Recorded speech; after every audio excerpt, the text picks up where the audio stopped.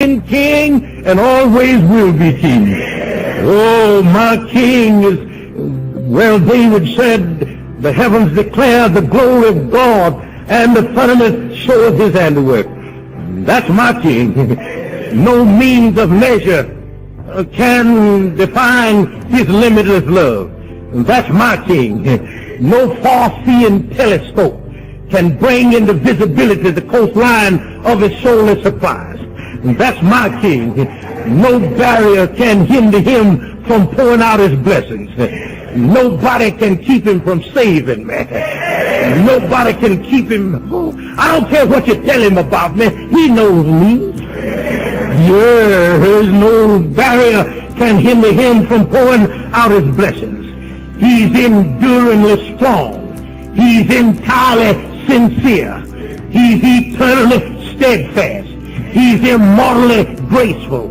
He's imperially powerful. He's impartially merciful. He's the greatest phenomenon that has ever crossed the horizon of this world. He's God's Son. He's a sinner's Savior. He's the centerpiece of civilization. That's my king. And what I like about it, he doesn't need me, and he doesn't need you. He stands in the solitude of himself. He's august and he's unique. He's unparalleled. He's unprecedented. He is supreme and preeminent. He is the loftiest idea in literature.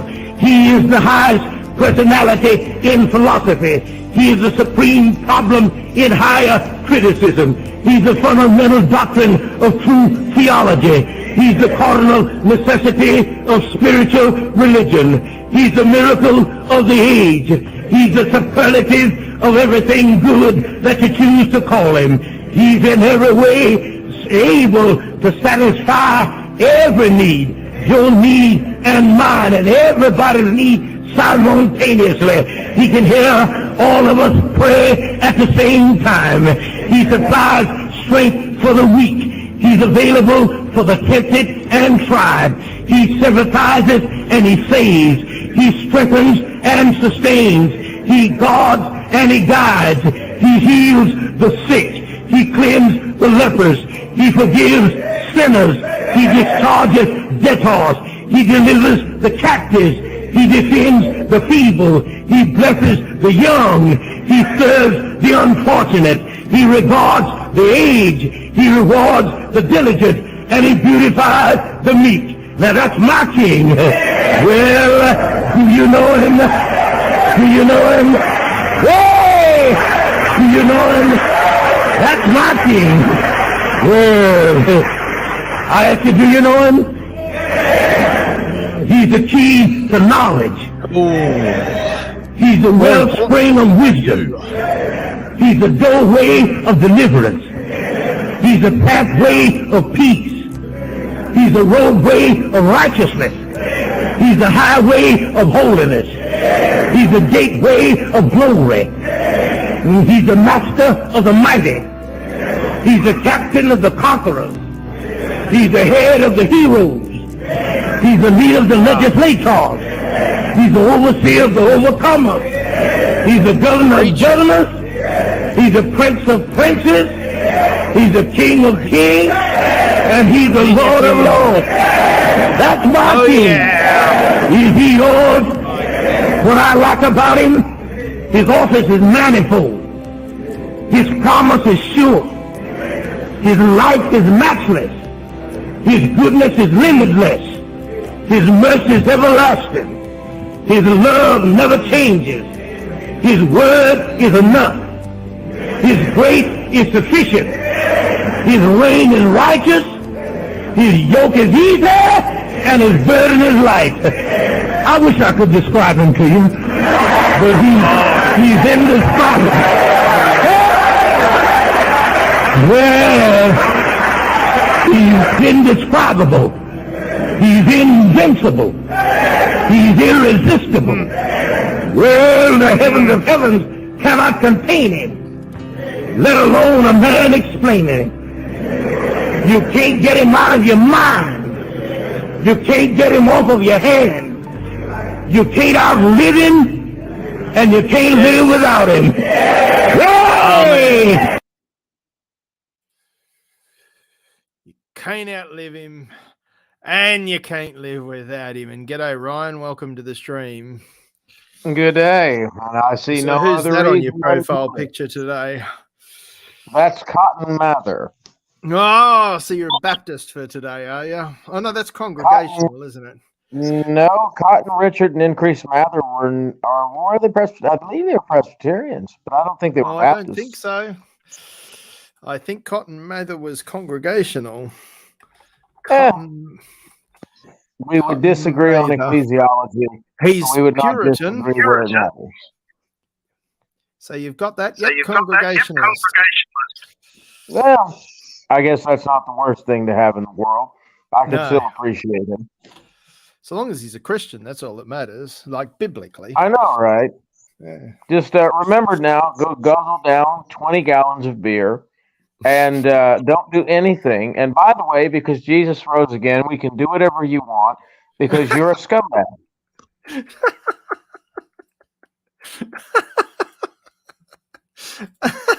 Thank you.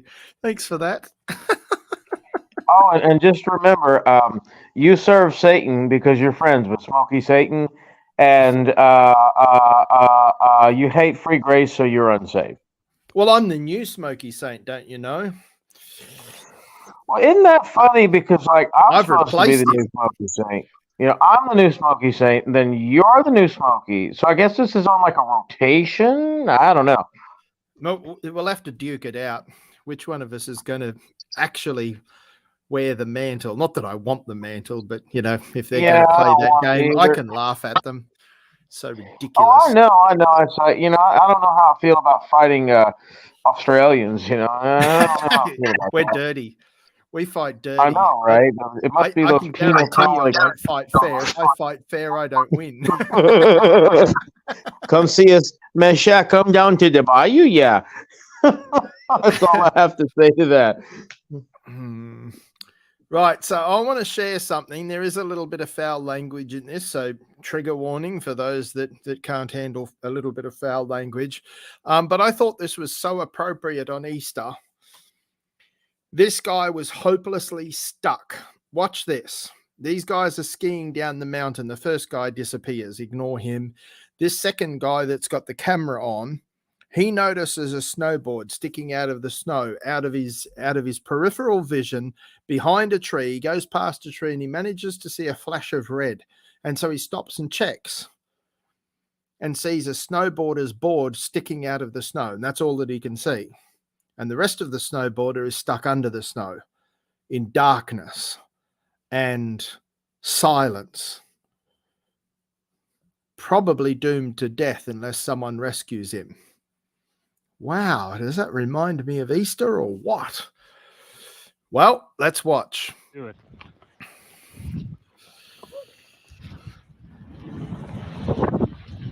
And again, I apologize for any foul language you may hear, but this is worth it.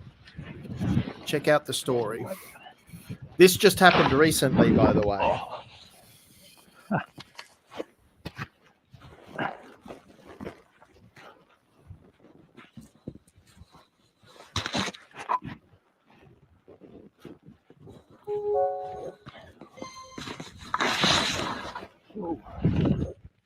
Oh shit. You all right?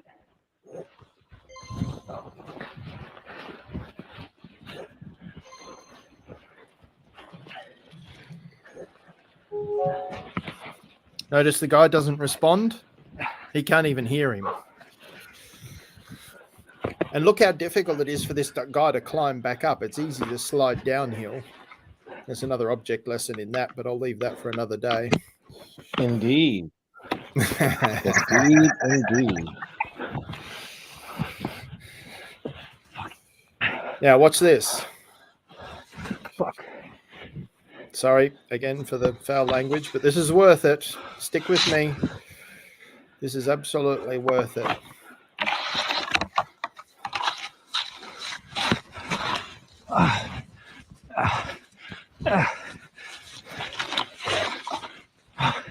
Come on. And then after this, I'm going to play an interview with the guy. and we'll Fucking learn about goddamn. things from his perspective. Hold on, I'm coming. Guy says, hang on, I'm coming. The guy still can't hear him, as you'll find out later on.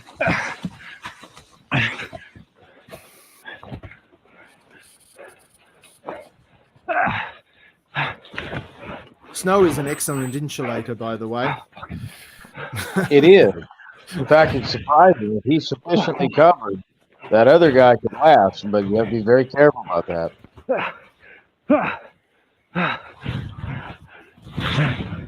Look how soft that Hey, snow is. It's just You all like right? Can you hear me? it's like foam. He keeps trying to talk. So I'm you're waiting for saying the it's guy to like respond. the brains of certain Englishmen? Sorry, say that again. I said you're saying then it's like the brains of some Englishmen? Soft and made of foam.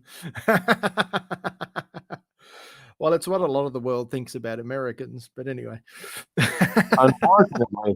You see, as an American, I always find this funny until I interact with the dumb people from across the world. And what's Yeah. funny is that when Biden reversed the policies Trump enacted on the border, the people that started coming over en masse were not the smart people. Oh, no. It's usually the not so smart people. And while they're not necessarily all horrid people, it's like, man, you think people from America are dumb? I got some Honduranians you ought to meet. Well, I've got to tell you, I do know that Democrat voters are dumb. There are few people in the world stupider than Democrat voters. They're either stupid or they're evil, but most of them are very, very, very, very, very, very stupid. But there's a lot of stupid Republican voters too. But, you know, Americans aren't unique in their stupidity. A lot of stupid people in this world. In fact, all human beings are stupid when you get down to it. But anyway, let's get back to our story.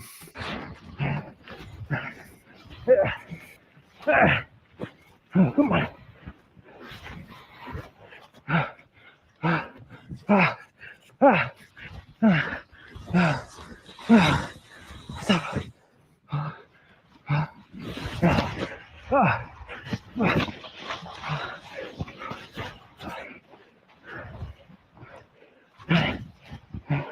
Come on, help me out. Help me out here. You okay? You all right? Okay, you're good. You're good. I got you. You okay? Can you breathe? Oh, yeah. Okay. All right. We're both gonna catch our breath for a sec. I'm gonna help dig you out, okay? Thank you. Yeah, no problem, man. You're good. Whoa. All right. Get a little more snow with me around.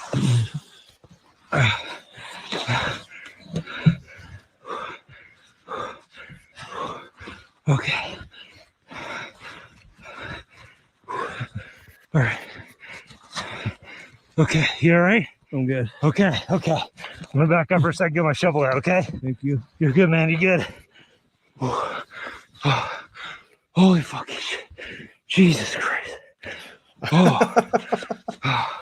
Again, I apologize for the foul language, but just imagine you didn't see that guy. I can imagine how that guy's feeling about, wow, I've just saved this guy's life. He could have died.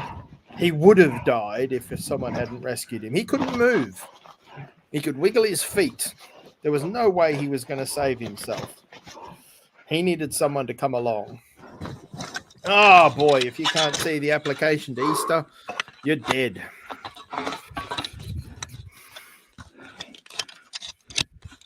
Okay. Stone cold dead. All right. Oh my God.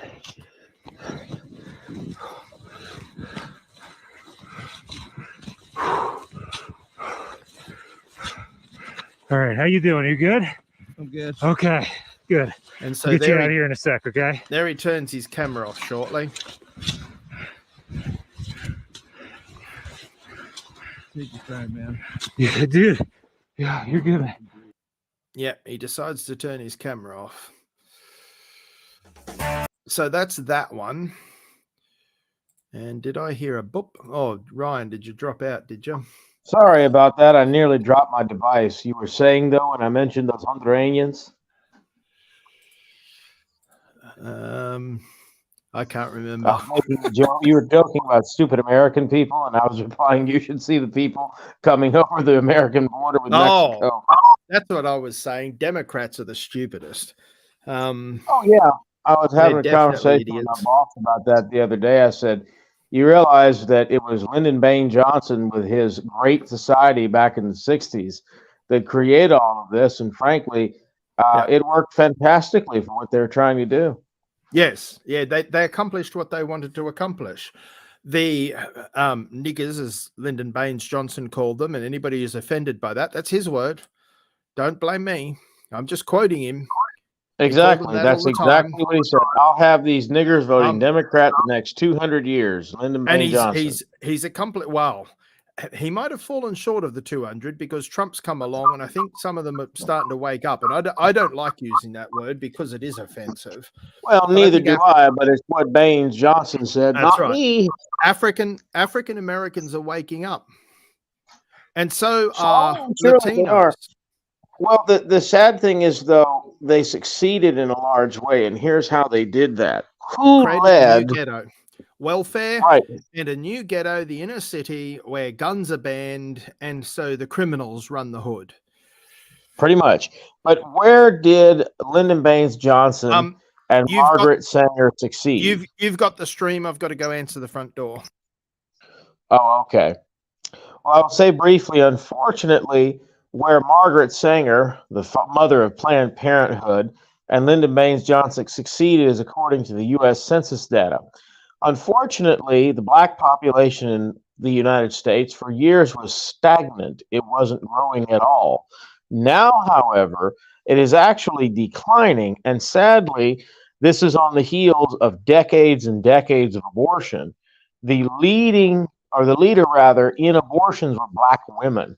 So unfortunately for Lyndon Baines Johnson, or not Lyndon Baines Johnson, but for black people in America, their plan worked beautifully for them. They convinced black women to abort so many black people that the overall black population is unfortunately declining. And that's very sad. In the 30s through the early 60s, blacks had black-owned banks, black-owned businesses, black churches, black everything that were actually, in some cases, in many cases, beating the white-owned businesses. Yep. Until Lyndon Baines Johnson comes along with the Great Society. So who freed the slaves? Which party, Democrat or Republican? Well, on paper, it would have been, I believe, the Republicans, but over time, these parties swap. Well, that's the belief. The evidence that I see is they absolutely did not swap. The Democrats want to pretend that they're on the side of black people, but they're not. And you've just proved it. They want to slaughter. Oh, yeah. them. I mean, historically, they're not at all. I mean, look at black people I'll just say it the way that these people see it. The way that these people see it is that they're in secure voting districts. So as long as these black people keep voting for them, they don't care. They don't see these people for much of anything at all. And unfortunately, that's not helped them. However, black folks are realizing, wait a minute, we had a black president. He didn't do anything for black Didn't people. do anything. We had a Nothing. white conservative America First president, and he had more black people in his cabinet than anyone ever. Yep. And was improving the lives of black people and his families. Exactly. He did.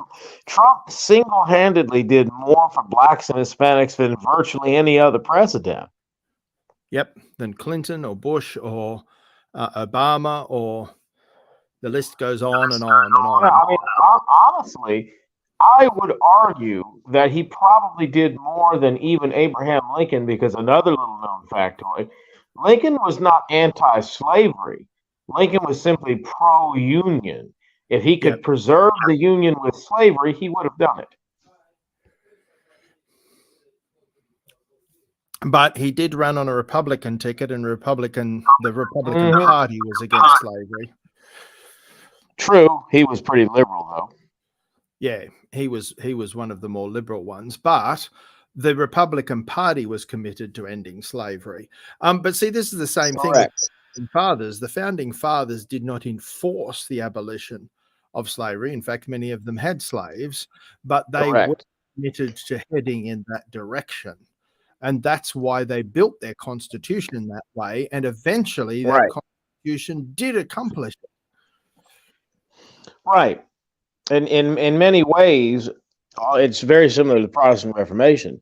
What Vermigli, Calvin, Savonarola, Fox, Knox, and Luther set out in doing, they could not accomplish in their lifetimes. Well, so as is it with most of the founding fathers, what they intended to do and set out to do in their lifetimes is handicapped by their mortal lives. But their successors managed to do it. Semper Reformanda. The job's never finished until Jesus comes back and finishes it. Anyway, let's listen to this news story about this. What's this interview, by the way? Yeah, this is a news story about this event. You all right? A heart-pounding rescue caught on camera. Hold on, I'm coming. A snowboarder buried upside down when a skier saw this. The board just above the powder, feet still attached, the rest of his body submerged several feet below the surface. Hey, you all right? Can you hear me? Francis Zuber was backcountry skiing on Mount Baker, Washington, when he fatefully crossed paths with the engulfed snowboarder in a tree well, a cavity of deep snow that forms right around a tree. Zuber taking a quick glance before investigating further. You okay? You can hear him out of breath, using his hands to dig and tunnel, finally reaching the face of a motionless snowboarder. You're good, I got you. You okay? Can you breathe? Yeah. Okay. That boarder, Ian Steger, reuniting with his rescuer on GMA. What's up? What's going on, man? I caught this little, flash of red out of the corner of my eye. And I knew it was kind of a weird thing to see because we're out of bounds. I knew something was wrong. I yelled up to him and no response. You can see in that video that Francis was asking if I was okay. He was letting me know he was coming up to me. I didn't hear any of that. It was complete darkness. I could only hear, the sound of my own breathing. Steger, with years of experience on Mount Baker, afraid he was not going to be found in time and make it out alive. One of the things that I was thinking about while I was down there is like, wow, I'm going to die down here, but I'm not going to be able to, tell my fiance how much I love her. But Steger getting another chance, thanks to Zuber, who had all the necessary tools and training to save him. All right, how you doing? You good? I'm good. Okay, good. We'll get you out of here in a second. We were both out there with our big shovel and our probe. We knew the terrain decently enough. We were with a partner, and still this happened. You're going through something very emotional when you've never said a word to a person that's a stranger, and the first thing you do is embrace. I said, you saved life today, and you saved my life, and for that I'll be forever grateful. Steger had been snowboarding with friends, but they ultimately got ahead of him on that run. So a skiing safety tip: always ski or snowboard with a partner. Try to keep them within eyesight, especially on those difficult runs. Molen Lange, ABC News, Denver. Well, there you go. So is man. Always travel with a partner. The best partner to have is Jesus. I'll answer that. That's what I was about to say. I mean, frankly, that is a perfect picture of the sinner dead in his sins. And unless Jesus comes to literally drag or dig him out, there is nothing he can do. And we could jump into inability if you wanted, but I don't agree with inability. Well, we're not able to save ourselves. So I agree that we're unable to save ourselves, but we're not unable to believe. But we won't argue that now. That's No, it's Resurrection Sunday. I mean, I was talking with a friend of mine who is Syrian Orthodox, so you can imagine there is not much agreement there, right? At least in some senses, and some more so than others. But it is the wonderful thing that all Christians, no matter what or where they are, can truly rejoice in the Lord's resurrection. Amen. Amen. Not everyone understands it, but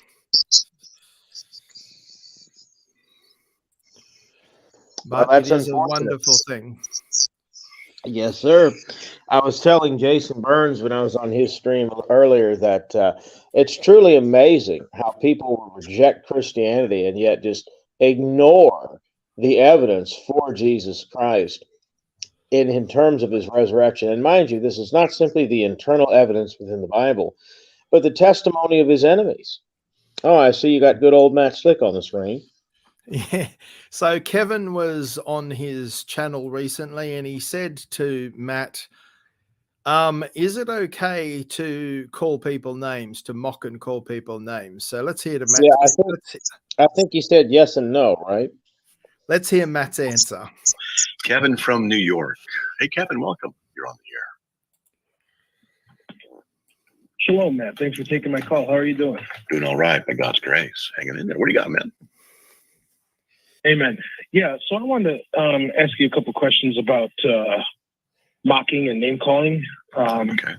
Now, there seems to be a large portion of Christians today that seem to be pushing this idea that it's never okay to be angry, it's never okay to mock or name call.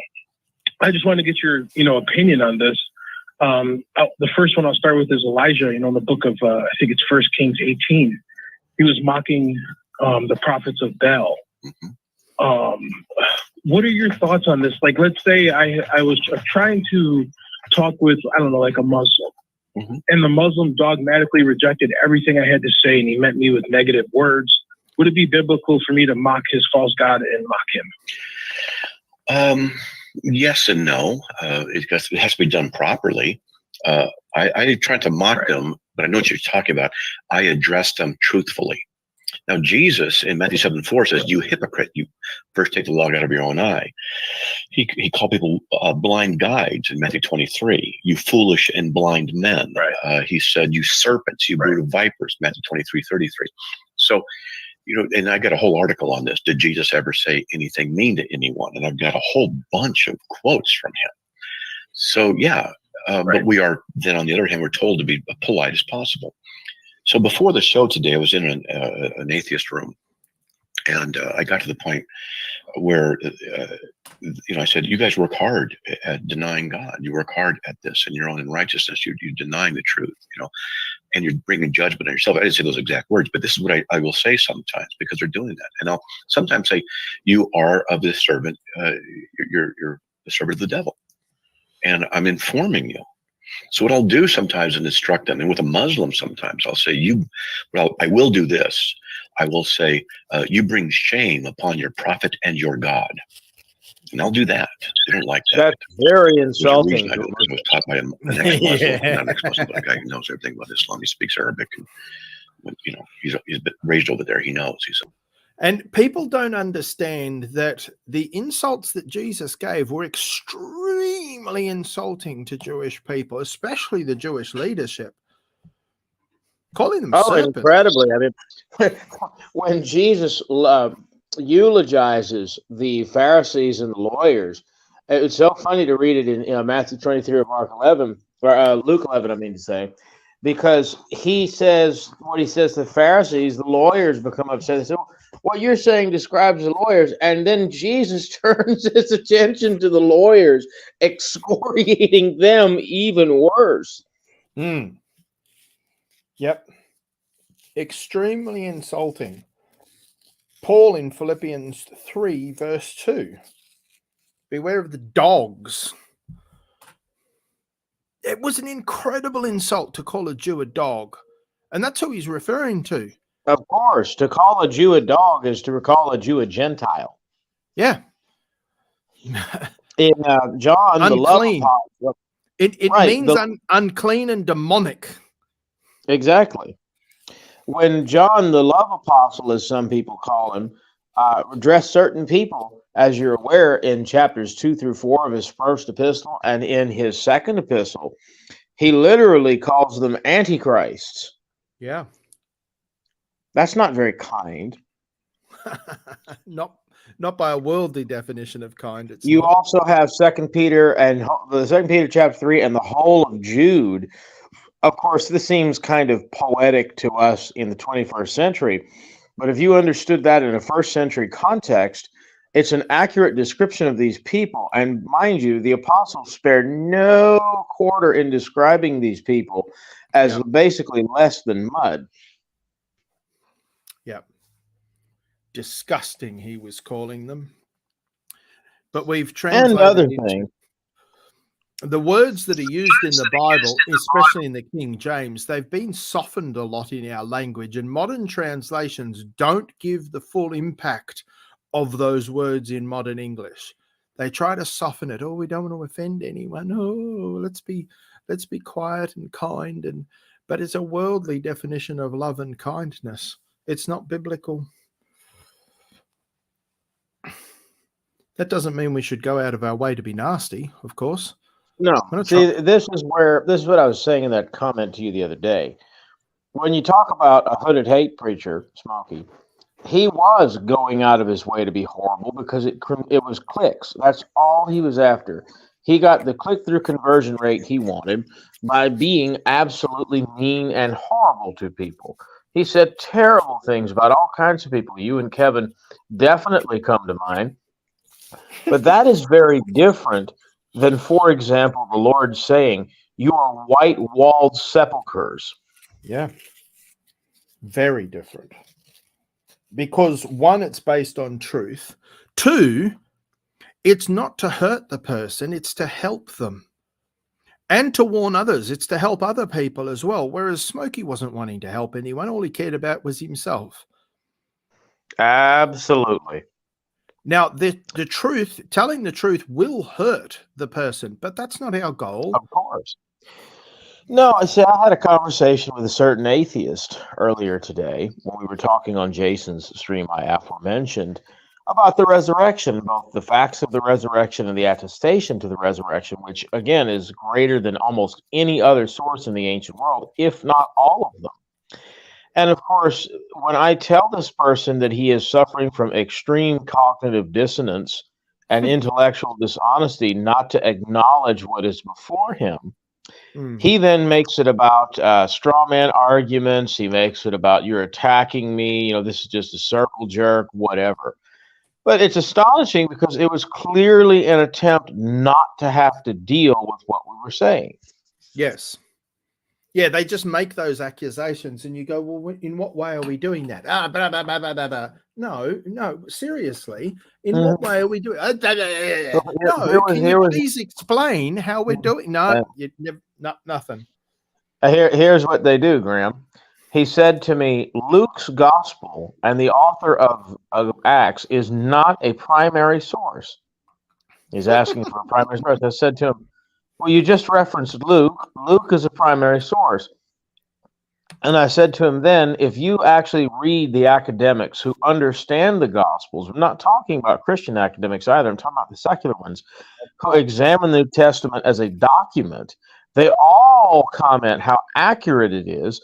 In addition to that, if they say, for example, what the Jesus mythicists or Ben Shapiro or say Bart Ehrman say about the New Testament, the first thing, or not Bart Ehrman, I should say maybe more like, I don't know, Richard Carrier, they'll immediately say this person doesn't know about what he's talking.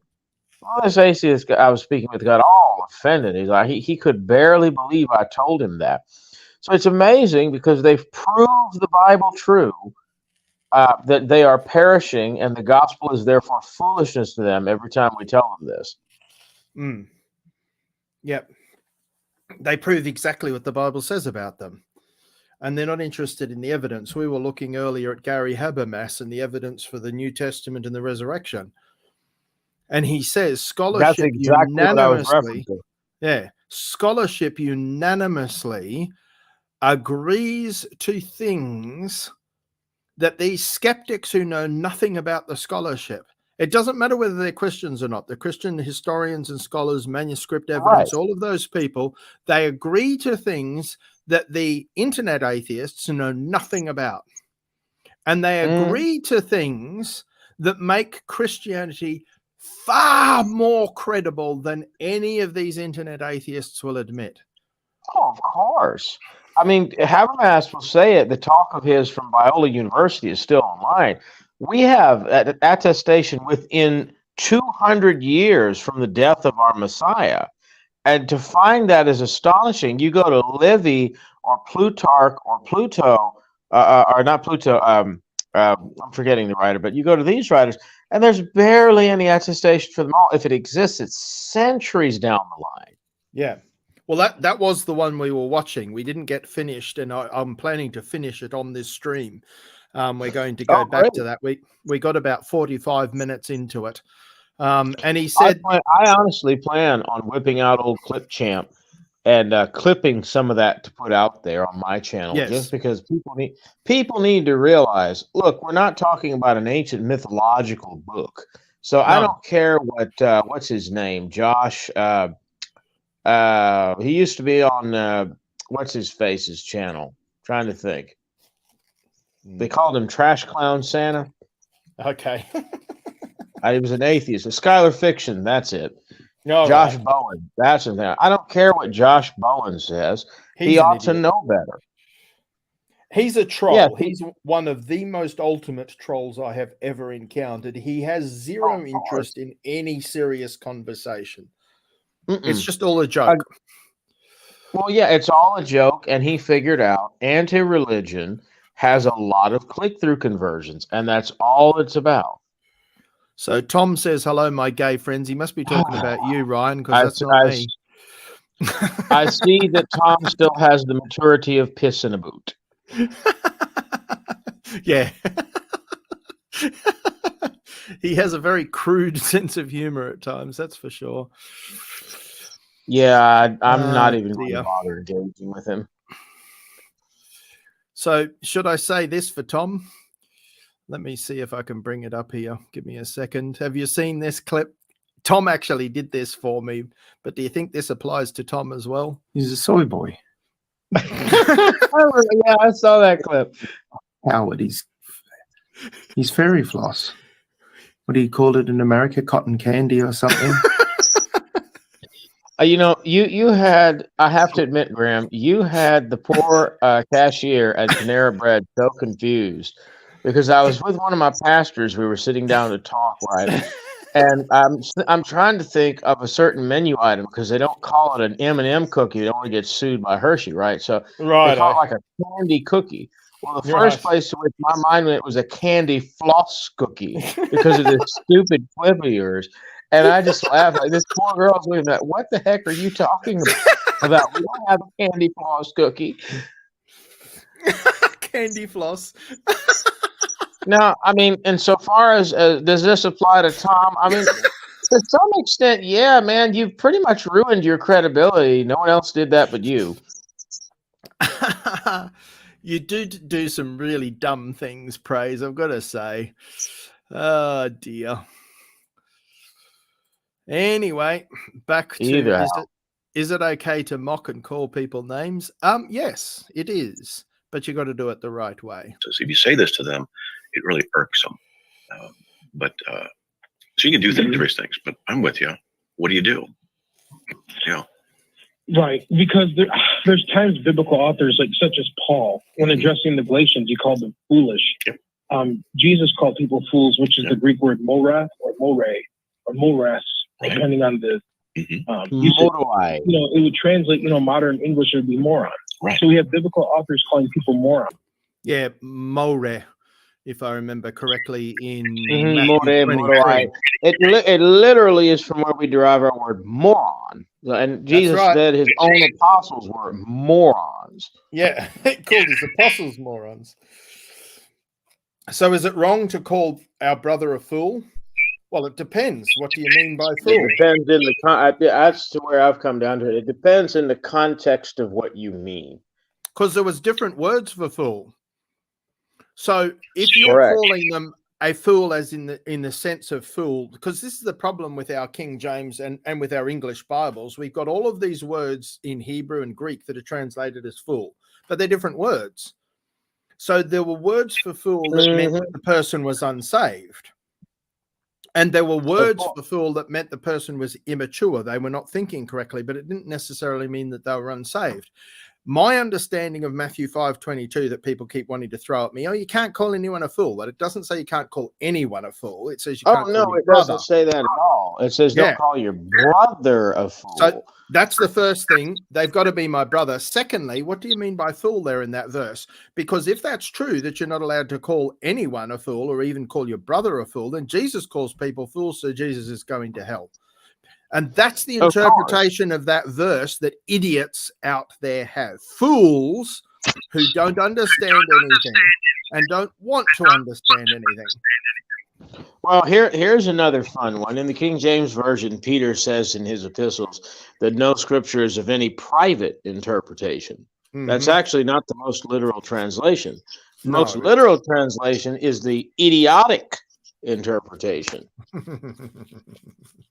So actually, Peter is saying some of you have an idiot, stupid interpretation of certain verses, blah, blah, blah. I'll have to check that one out, Ryan. I haven't come across that one yet. Well, I could be wrong, but I'm fairly sure if I remember properly that private, as the King James translated, is actually idiotic. I don't remember what the New American Standard would render it as, but it would probably be something similar. Although I'm curious to hear the rest of what good old Brother Slick has to say. Yeah, let's get back to Matt. And things like that. And there are times, because I have a YouTube channel, I've talked to you a couple times where sometimes I'll be like, dude, you're being a moron. You're acting like an absolute pig, a filthy swine, and people will. Here's the thing. They'll say, hey, you can't talk to people like that. Here's the thing. There's what's called connotation and denotation. So a connotation is a negative emotion attached to a word. A denotation is just the word. So house and home are slightly different. Home has a connotation of warmth and comfort and safety. Right. So when we say moron to someone, there's a negative connotation. So what I try and do generally is to avoid negative connotative statements. And I'll try, and I don't always do it because sometimes I think it's appropriate, but for the most part, I try to be very gentle. And I'll say, you are working hard at damning yourself. That's moronic. And I'll say it a different way. It's more informative and instructive. That's what I do. Now, there are people I know who will cuss, or Christians, and they'll cuss at the unbelievers. And I say, do not do that. Colossians 3:8 says, remove abusive speech. And I've been accused of cussing. I have never cussed at someone in my life. I do not cuss. In fairness, Graham, I mean, I'm going to say this in fairness. I've been aware of you now, maybe 3 years, 4 years, something like this. I don't think I ever recall you doing that. Correct. I don't cuss, but because I insult people, they include that with cussing. Because someone got offended. This is the definition some cretins I can say, have. People don't understand. I can say that Graham is an Australian dingbat idiot, but that doesn't mean that I'm cussing him out. That's they don't not cussing. understand Cussing. That it is stupid to call that cussing. Then cussing doesn't mean anything. It just means, I'm offended by it, therefore you're cussing. Pretty much. Well, you can choose to be offended by whatever you feel like. Cussing doesn't mean anything. No, cursing has a specific meaning. They are not just offensive words. They are words that are labeled as offensive in the dictionary. It's not that you're offended by them. They're considered offensive in polite society. They are words. Right. There is a difference between said in public. Right. It's called an expletive, and people don't understand. That's right. Idiots.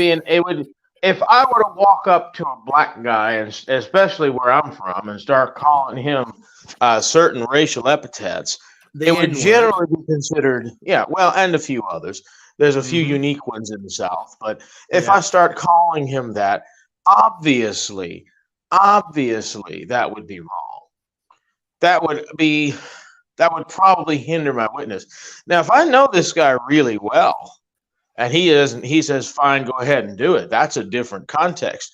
Now I'm no longer cussing him out, but it probably wouldn't look good either. Well, let's face it, my pasty white self would probably get beat up.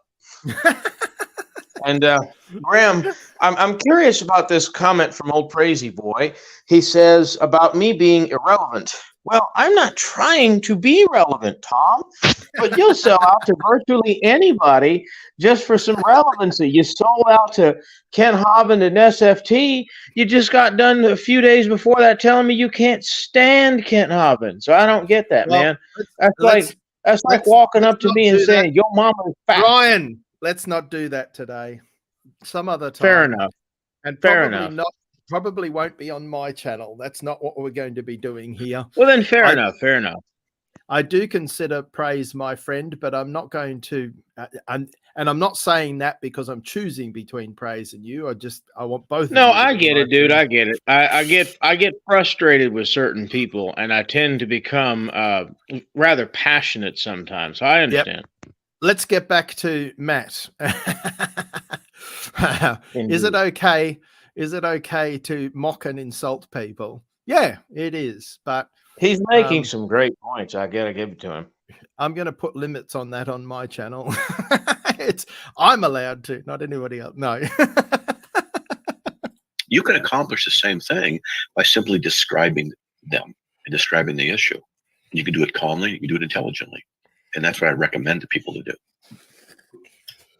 Okay. But you wouldn't. So he's calling me unintelligent in the way that I've been insulting people. I've been using crude insults instead of calmly and intelligently describing what they're doing instead of just calling them names. Interesting. I'll have to think about that. Let's keep going. You wouldn't go to so far as to say it's never appropriate to mock. Like you say that times it could be called for, or there is a biblical way to do it. Yes, I would say yes. Nothing in the Bible says thou shalt not mock. But I think that we have to be careful because, in Colossians 2, it's going to be Colossians 4, 5, and 6. Conduct yourself with wisdom toward outsiders, making the most of the opportunity. Let your speech always be with grace.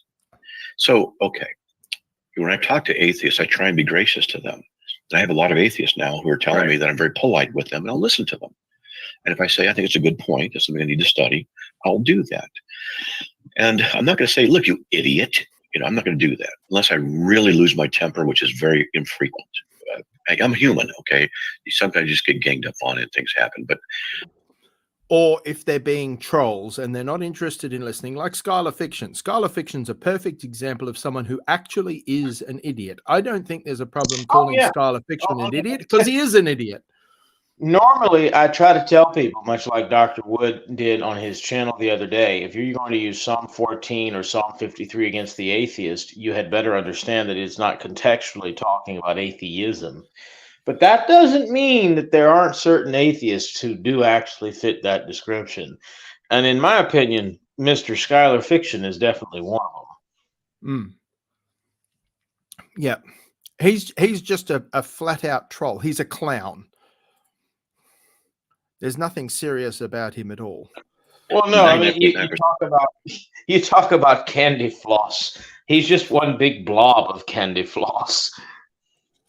Well, we call it fairy floss. You guys call it cotton candy. All right, I mean to say fairy floss. Excuse me for living. That's it. Yeah, fairy floss. Get it right, idiot. Now look here, you child of a penal colony slave. I don't know what to say to you. I got to let you know, my ancestors all came out here after that. None of my ancestors were convicts sent out to Australia. They all came here. So they weren't the bright ones; they were the dumb ones. So, do you call it cotton candy? Is that what you call it? Yeah. Yeah. We call it as polite as possible. That's the goal. But Matt, I could say, I don't think if someone's being an idiot, it's not sin to tell them they're being an idiot. Yeah, I would agree with you. If someone is being, when I say, look, I'm going to say, I often will preamble it and I'll say, I'm going to say something you're going to take in a very bad way, but it's not intended to be, but you're being an idiot. You're being dumb. You're being stupid. And the reason is because blah, blah, blah. I'll do it like that. Right. Yeah. Right. Okay, yeah, I just want to get your opinion because I seem to be like on an island with only a few others that say, yeah, it's biblical. I mean, Yeah, it is. but a lot of people seem to say like, oh, it's never okay to call names or to get angry at all. You know, so I just wanted to get your opinion on it, man. You can, why not? I'd say, look, you're an atheist. That's a negative thing in Christianity.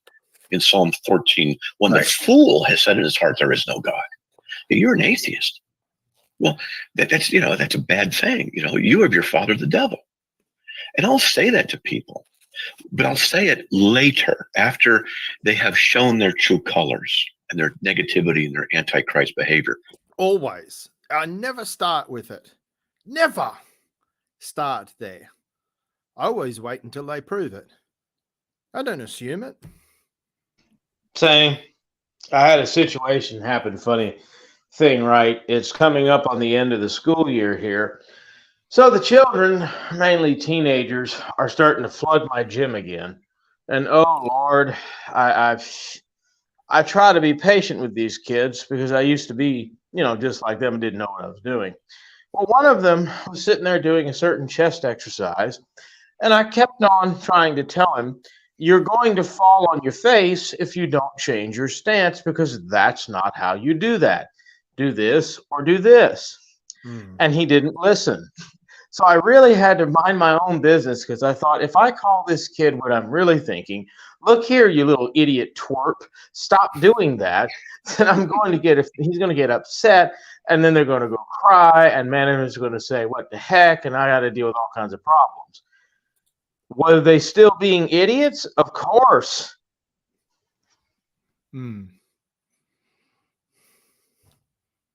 I found another video for that snowboarding accident, but let's finish with Matt. Yeah.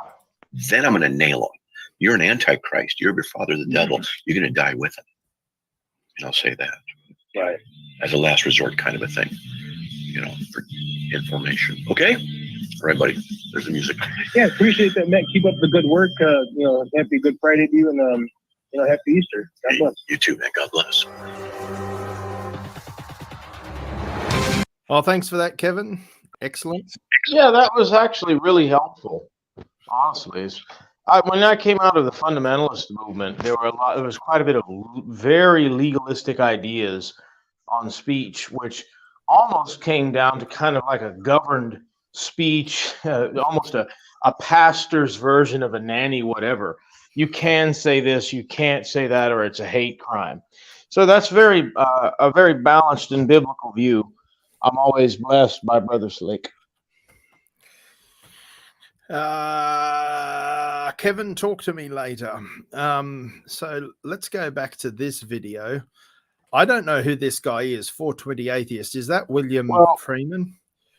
I don't know. All I know is whenever I see 420 Atheists, it's like, oh, so you mean a weed-smoking atheist? Well, that's all of them. Give me a second, mate. Just need to put my chapstick on. Give me a second, mate. Just need to put my chapstick on. My lips are really dry and I need to kiss people. I was going to say, he looks rather effeminate. I mean, what kind of people is he kissing? That's the voice. He's a soy boy. He's a pathetic little fluff coward. This amuses me. He's very floss. Admittedly, I did in America cotton candy or something. He's just fluffy sugar. No, that's not William. There's nothing to him. Okay. But it's fluffy sugar with arsenic in it. So Praise has taken something that I said about William Freeman and he's applied it to this other guy. Applying it to this 420 atheist, if that's even a person. God's so mean and evil. Because that's what William Freeman was going on about. Oh, and it was pseudonym. Well, Freeman deconverting, I think Rebuke and Reprove said it the best in that, how did he deconvert? He didn't deconvert from anything. He just deconverted from theism to atheism and barely theism at that. Yeah, he never converted to Christianity in the first place. There was no deconversion going on. He's just floating around in the wind. He's a dandelion. Well, I was reminded of Ephesians 4, where it says that tossed about by every wind and wave of doctrine. And double-minded man. without getting into a certain discussion of someone else that I'm thinking, who may or may not have made this clip, I had to definitely conclude, like, yeah, when I had interactions with him, he's like, oh, you're a Calvinist? All he wanted to do was argue. All he wanted to do was be contumacious. Like, dude, it is so obvious you're just wanting validation. Yeah. You know, what's the matter? Why do you need validation? Why are you so contumacious? That's a good word. I'll have to look that one up. Contumacious. Believe in the biblical God because he loves his sin, but you can't talk to him about it. So that's not what we're talking about. Well, it's the fundamental issue. The fundamental issue for why you reject. I was making this comment about William Freeman primarily, but also a bit about Mhm. pseudonym as well, because they were in agreement. Oh my gosh! Was it? No, maybe it wasn't pseudonym. Who was That it? well, that guy is a moron. It was some other sort of fairy pagan atheist or something. I don't know who it was. Mhm. I can't remember who it was now. Anyway, God is that you hate him and his standard. thanks. All of the Lord, everything you've got comes from him. Yeah, but honestly, these people make me laugh. Like William Freeman. Okay, well, William Freeman never believed in the biblical God. He was basically a neo-Socinian. So, what exactly did we lose in losing him? Well, we never had him. We didn't lose him. Well, that's my point. Yes, that is your point. Let's go back to this one, this snowboarder getting rescued. And this is a bit of an explanation.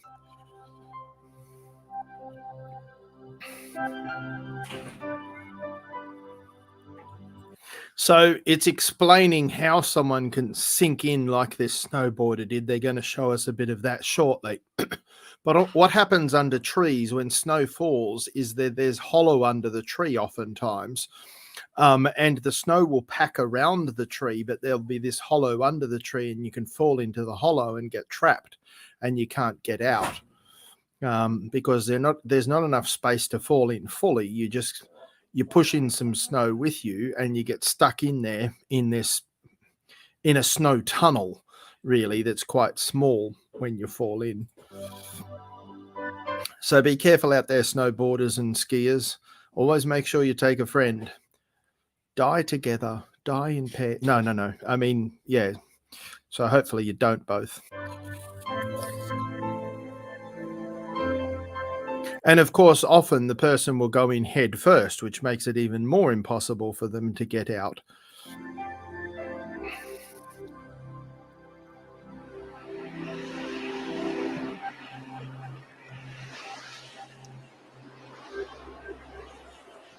Hi, my name is Gwen Howitt, Operations Manager here at Mount Baker Ski Area. As we know, skiing and snowboarding off the groom runs and in deep powder snow is one of the most exciting parts of our sport. However, if you decide to leave the groom trails, you're venturing into a natural environment that has the risk of falling into tree wells or deep snow.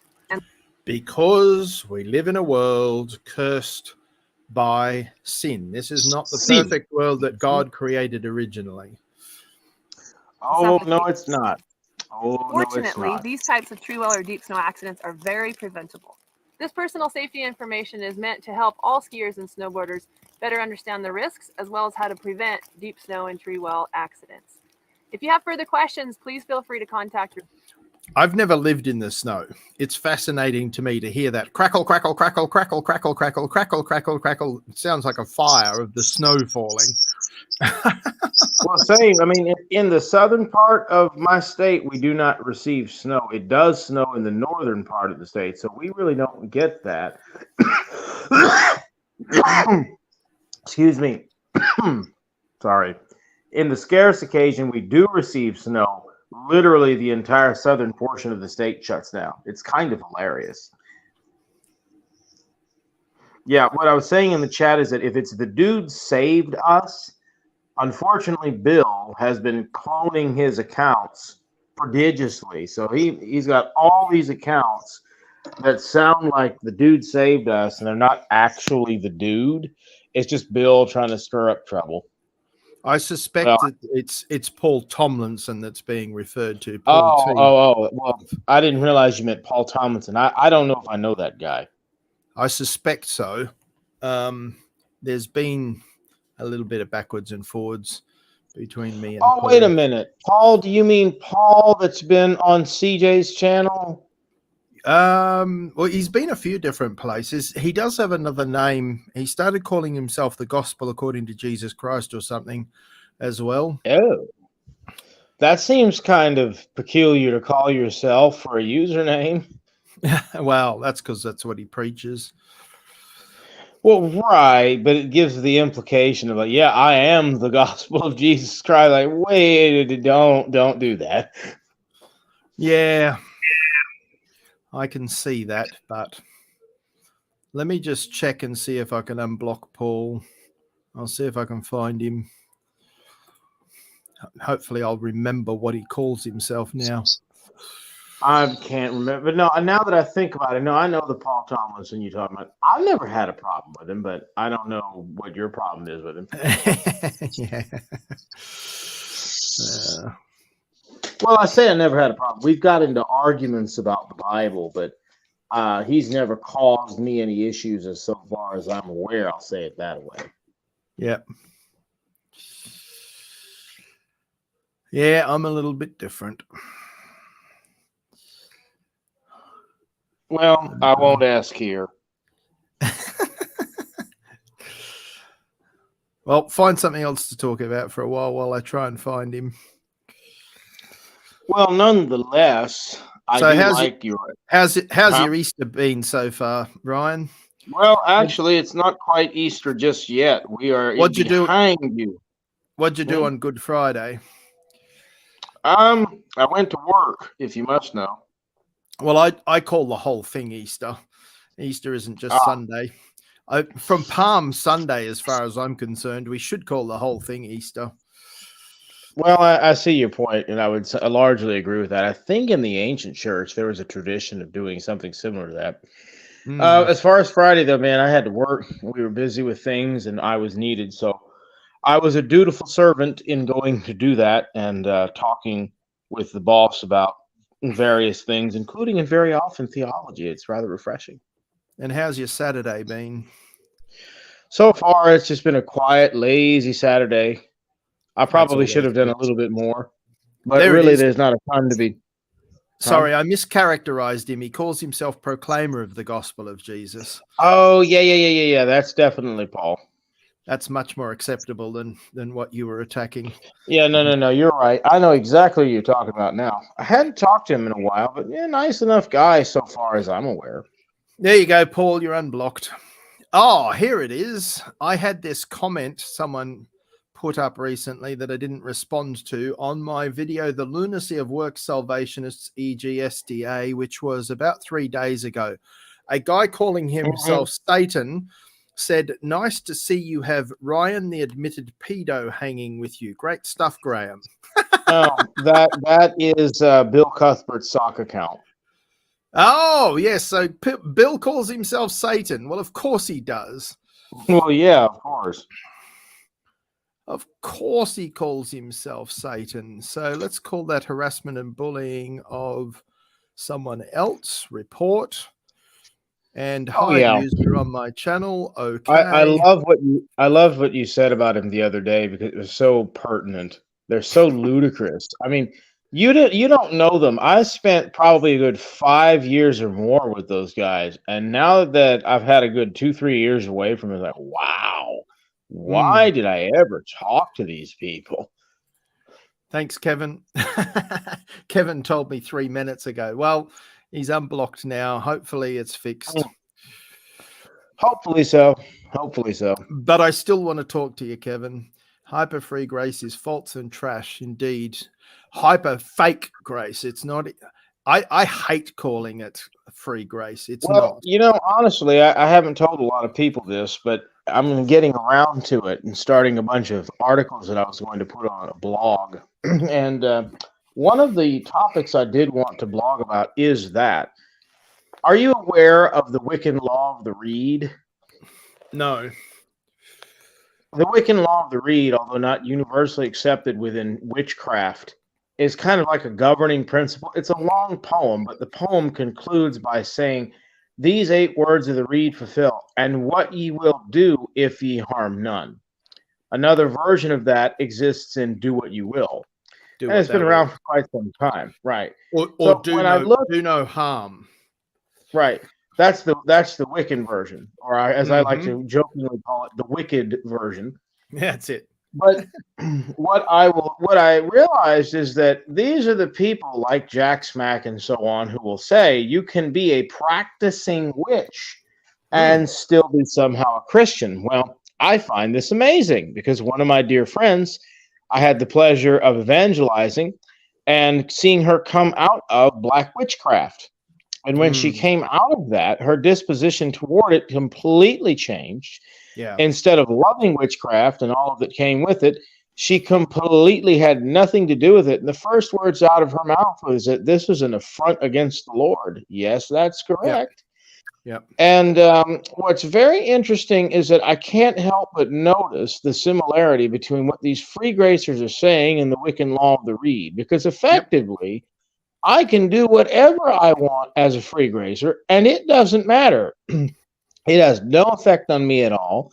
It has no effect on my standing in Christ. And there is no such thing as sanctification to these people. It's more like a suggestion. So it's interesting you made that point that her attitude changed completely, and it immediately made me think new creation. If any man be in Christ, he is a new creation. Old things are passed away. Behold, all things have become new. And you say that to these extreme free gracers, so-called free gracers, and they go, and they talk about something else. Or they'll whip out a chart and try to put things within positional this and position that. And it's like, dude, just quit. I don't know who you're talking about, Ryan. Who uses a chart? I've never heard of a chart. I've never seen it before in my life, man. I don't know. I don't know. You must. Could it be the guy who's had 10 professional debates, but has never reined in for his bad debate behavior, and then gets really antsy about dispensationalism at the drop of a hat? I wonder if that could be possibly him. No, I don't know. No idea. The lame man cemetery. Sometimes I've kind of wanted to troll him just a little bit by calling him the Layman's Cemetery, or creating a sock account called the Layman's Cemetery. And it's not even cruel. It's just to poke fun at him. Uh-huh. I mean, I just don't understand how you can be a consistent free gracer, because my argument still stands. These people are backdoor universalists. Yeah. Yep, they're full-on antinomians. They turn the grace of our God into lasciviousness. Jude 4 is a perfect description of exactly what Bill is. I love what CJ. I love what CJ said to Charles in their debate. If you're not the antinomian, and then who? Charles stumbled all over himself trying to redirect away to someone else, when it's so obvious that the free gracers are the antinomians. Yeah. Yeah, they're a perfect description of the antinomian. David Preston got crushed in debate. Oh, is that the guy that is a mid-acts dispensationalist? Peter and Paul have different gospels. He's a well, there's David K. Preston is the full preterist, and then there's apparently another David Preston who's some kind of, like you describe, a mid-acts dispensational fellow. I don't know which one they mean. Both of them are, well, I'll puke at both of them. Yeah, idiots. And so McKee says, cue the clip, fairy floss. And well, it's difficult for me to cue it. I'm waiting for Kevin to upload it to my StreamYard. So when you're ready, Kevin, hop on it. I know you're not doing anything else, sitting around. No, he's not. So No, he's now, not. now I have a clip that proves that you're a cult leader. So That's let it. me just make 10, There you go. 10,000 soccer pops and just get it all over the tubes about someone that has not even 3,000 subscribers, because I have nothing better to do in my life. Oh, and by the way, babe, Teresa, get me a beer. I'm a cult leader with one follower. I know, right? I know. It's so funny. Like, apparently, you can't even be friends with people on the internet anymore. This is But a few years apparently, back. hey, get this though. I'm actually Kevin's follower, according to the same people that say that I'm the cult leader. They say that Kevin is the leader. The same people. What simpletons. Simpletons. That's Wow. nice. That's very kind. A lot kinder than I would be. Anyway, back to tree wells. Right, back to tree whatever. Unless you've got something you have to finish now. Oh, no. I was just saying quickly, you have to realize there's a way to cleverly insult people and smartly insult people to where you're seriously insulting them, but they don't get it. And it's just so fun. Yeah, I need to get better at that. I tend to be too direct. I was going to say, don't be a lobotomized cretin, you know. Mm-hmm. Lobotomized, driveling imbecile. Back to your clip. Your local ski patrol, and they can assist you. Hi, I'm Mike Trowbridge with Mount Baker Ski Patrol, and I like to ride powder. I spend 100 and something days a year out in these lovely conditions. We spend a lot of time out in deep snow, and every once in a while we spend some time digging people out of tree wells. About 65% of the people that die from snow immersion, it's in a tree well, and it's that inverted position. Once they've gone head first, they don't do very well with getting out, and they often compromise their airway as the snow collapses around the edge, comes off the tree branches, and it fills in that hollow void between the tree and the snowpack, and then they can't breathe. The number one problem with the tree well hazard is people just discount it. They don't think it's a problem. You just think, oh, that's funny. Yeah, somebody upside down in a tree well, you see the little skis sticking out. But this is a serious situation. Yep. If you thought that when you left the groomed run to go out and ski and powder in the trees, that you were taking the same amount of risk as if you just walked right outside the ski area boundary and skied an avalanche terrain on a big deep powder day, you'd get that was a dangerous thing to do potentially. Over the past 10 years, the trend in this type of problem with tree wells has made it account for about 20%. When you talk about ski area fatalities of all kinds, wow, this is a significant risk.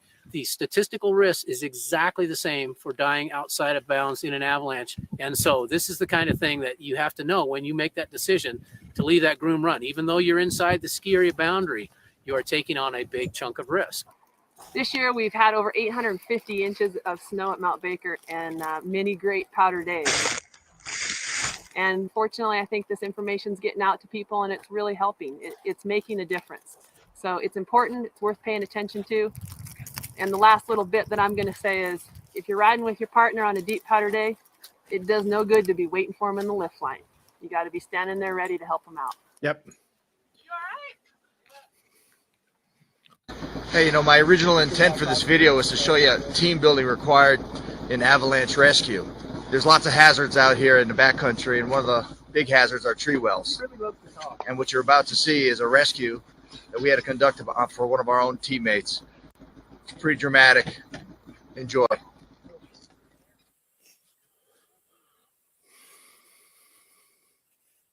him rip, girl. Go for it, Tyler.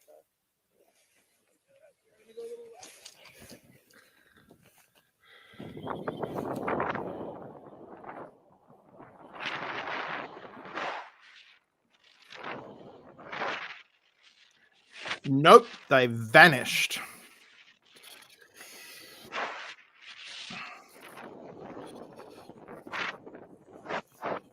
Oh, look, there's one. hold. Don't move. Don't move. Don't move. Don't move. We That's got you. critical We got because you. they Okay, don't understand move. if they move, the snow Exactly. is not stable. So if they If move, you that move- snow might wind up crushing them. So, what people need to understand about this is an illustration for our state as sinners outside of Christ. The more that we try to rescue ourselves, the worse it gets. These people Amen. are trapped. The more that they try to get out, the more they are suffocating themselves and killing themselves. Our works can do nothing for us. They make our situation worse. They bring more condemnation. They take us further Absolutely away from correct. God. Absolutely correct. Nothing in my hand I bring, simply to thy cross I cling. That's it. Love lifted me. We need a savior. We need someone to come from outside and say, I'll help you. And he does it all. Amen. We need help. We're gonna need help to dig him out. I need somebody to get my shovel out. I got shovel right here. This looks deliberately set up to me. But maybe it wasn't. Maybe it's just been edited in a way that it looks like that. Hey, Doris, start digging down deeper, straight. We gotta get him down deeper. Okay, nice deep breath. Okay, 1, 2, 3. Ready to get him out? Ready, Paul. Go.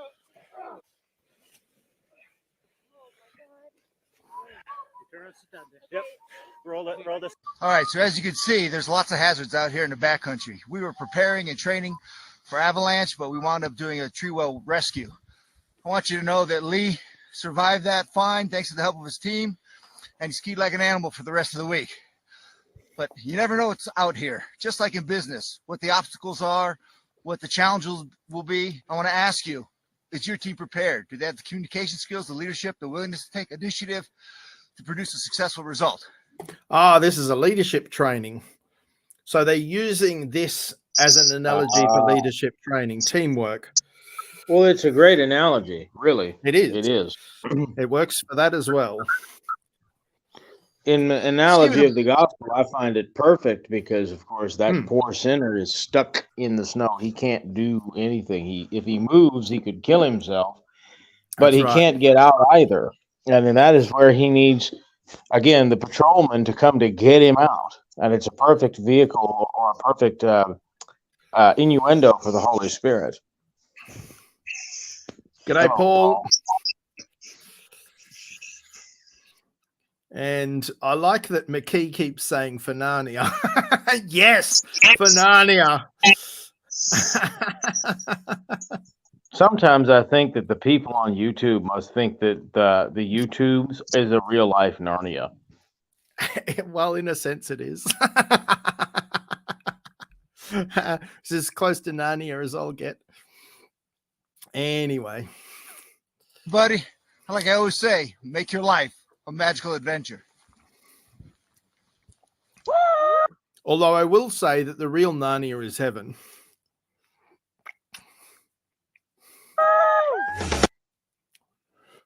Hello, I'm Drew. I'm Josh. We're from Mount Bachelor Ski Patrol. And we're here to talk to you about tree wells and snow immersion safety today. Tree wells form by the low-hanging boughs of a tree. So much like Nick, Proclaimer of the Messiah, doesn't it? That sounds almost perfect toward his intonation. Yeah, similar. Sheltering the area right around that, and so as we get snow and it compacts, the snow around the tree builds up, but the snow right underneath these low boughs stays really loose and unconsolidated, and creates a well that you can fall into. We recommend always skiing with a buddy, and that means not just meeting them at the bottom of the lift. That means keeping them in sight at all times. And Josh here is going to demonstrate falling into a tree well and what to do if caught in one. See, the problem with that is ski with a buddy. Keep them in sight at all times. Oh, so you should have eyes in the back of your head. So one can keep one in sight at all times. but the other one can't. Right. I remember hearing the same kind of thing in a lot of the backpacking I did years ago. You just can't do that realistically. Well, even worse with skiing, because one has to be behind. You can't be side by side. You're not walking side by side. where True. you can keep an eye That on is each very other. correct. That is very correct. So I don't understand this. What are you going to do? Like, you're going to keep turning around every 2 seconds? How often are you going to turn around? What if you turn around and you can't see them? What are you going to do then? Where are they? You have no idea. And how are you going to climb back up? We saw earlier, how difficult was it for that guy to climb back up? They're not giving particularly good advice here, but the experienced skier should be behind. That would be good advice. So the one that's more likely to fall into one of these snow wells, they should be in front. And the experienced one who knows how to avoid them, they're keeping the less experienced. They're keeping an eye on them. I see an analogy for the Christian life there, but let's keep going.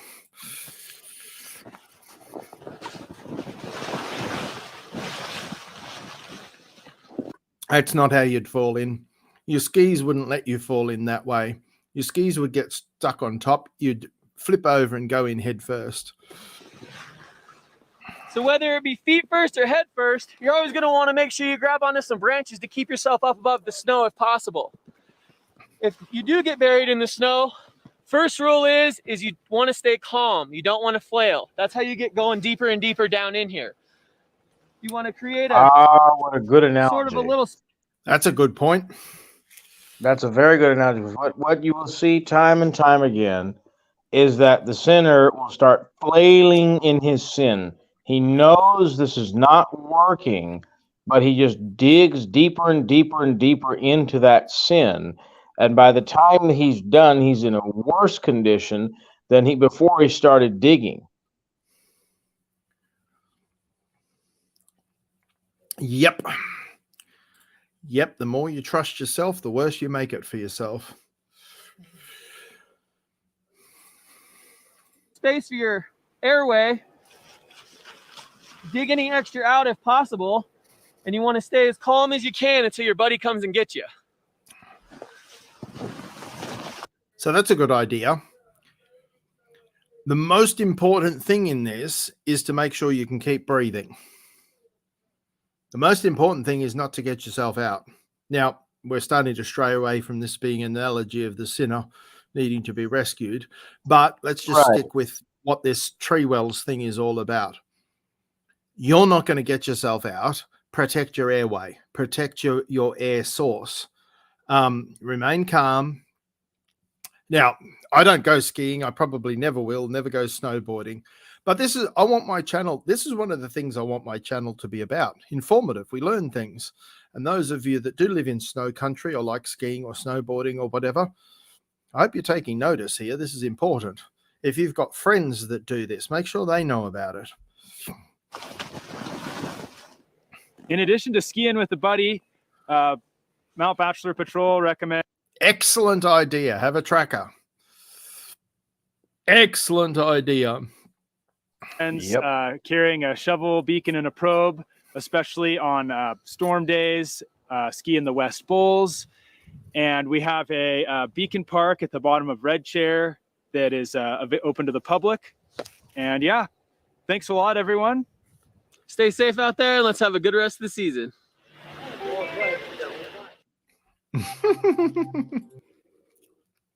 Good stuff. Well, that was fun. Hope people enjoyed that little diversion. Indeed. Nonetheless, it is an excellent metaphor for the gospel. That's right. And I hope people enjoyed that more than anything else. But yes. Let's go back to Gary Habermas and let's continue. We're 46 minutes and 18 seconds into this. So I might rewind a little bit so that we can work our way up into where we were up to. I've listened to the whole thing multiple times, so I always love, and I mean love listening to this talk. Yeah, it's so good. Heretical books. But how do you know there were any? So there's skeptics that claim, all heretical books were burnt. You only allowed those 4 gospels. but there were other gospels. Well, if they were burned, how do Right. you know they existed? What evidence do you Well, have that not- there were these other gospels? We have zero evidence for any other gospels at the time of the apostles. None. There were counterfeits that came very shortly after, but there again, they were Came rejected, later. like Habermas says, rightly by the church because they're just they're right. non-canonical. Yeah, and because they make the scripture contradict itself. What's the point of including things that contradict? So you've got two gospels and they can't both be true. You're claiming to be Right. the word of God. Of course, you're not going to allow things that contradict it. That Oh. doesn't prove that it's by human conspiracy that this is occurring. It could be that God is in control of that, you idiots. But no. By we the can't way, you'll consider find that it funny to possibility. know that the Gospel of Thomas says that you would take extraplanetary trips from your apartment home up in the universal sky or what have you. And lo and behold, you'll never guess who also taught that. Peter Ruckman. Peter Ruckman and Ellen White. Yeah. Well, Ellen G. White took extra solar or extra planetary trips, or claims she did. Yeah, I've often wondered, and I'm not saying if it is the case or isn't, if it wasn't simply her mesmeric state and her fetid mind from being struck in the Yes. stone or in the head by a stone, but were the Whites on drugs? I wonder if that's ever been studied. Well, I think it was demonic. I think she was having demonic visions, but that's my opinion. Well, I don't disagree with you there. I'm just saying I don't think it can be underestimated that she may have been using some form of narcotics. Hallucinogens. It wouldn't surprise me. She was probably, because it was quite common back then to use what are now considered illegal drugs as painkillers. They weren't considered illegal. Anyway, Funny. Well, I can spare that story for another time. Let's go on. let's keep going with Gary. Well, there must have been, because we have them later. Well, see, that's a problem. You have them later. If you want to use heterodox books, you have to get them from the 2nd and 3rd and 4th centuries. But I say to the people say to me sometimes, why did Christians only put 4 gospels in the canon? I'll say, sorry, we took everything that was available by 100 AD. That's all there was. See, Paul went back and checked it out, and they added nothing. Did you want us to invent stuff? Like, what's your problem? There are only 4. How can we include things that don't exist? To me. Now that's from the disciples' perspective of proving Paul. Paul says, 1 Corinthians 15:11, talking about the disciples who saw appearances of the risen Jesus. Paul said, whether it is I or them, so we preach and so you believe. Isn't that incredible? So Paul said, I don't care if you ask me, ask Peter, ask John, ask James. We're all going to preach. We're all preaching the same thing. You ever thought about that? Oh, get this. Here's an end note. For those of you who have you'd say, well, I'd like to be a minister. I'd like to do something, but you don't know my past. I have some things where I love this. I'm not proud of some things in my past. Well, think about these 4 people at Jerusalem. 3 out of the 4 had issues. Paul was a persecutor. He killed people for their commitment to the Lord. And he's here, and he's a big name. Peter denied his Lord 3 times. He's there. James was an unbeliever. In fact, James 3, the Greek says Jesus' family members thought he was nuts. Yep. The Greek says they thought he was beside himself. And they try to say, come on over here. You're embarrassing us. We got to live here. You're embarrassing us. How'd you have been there when Jesus appeared to his brother, James? Seriously, what would it look like?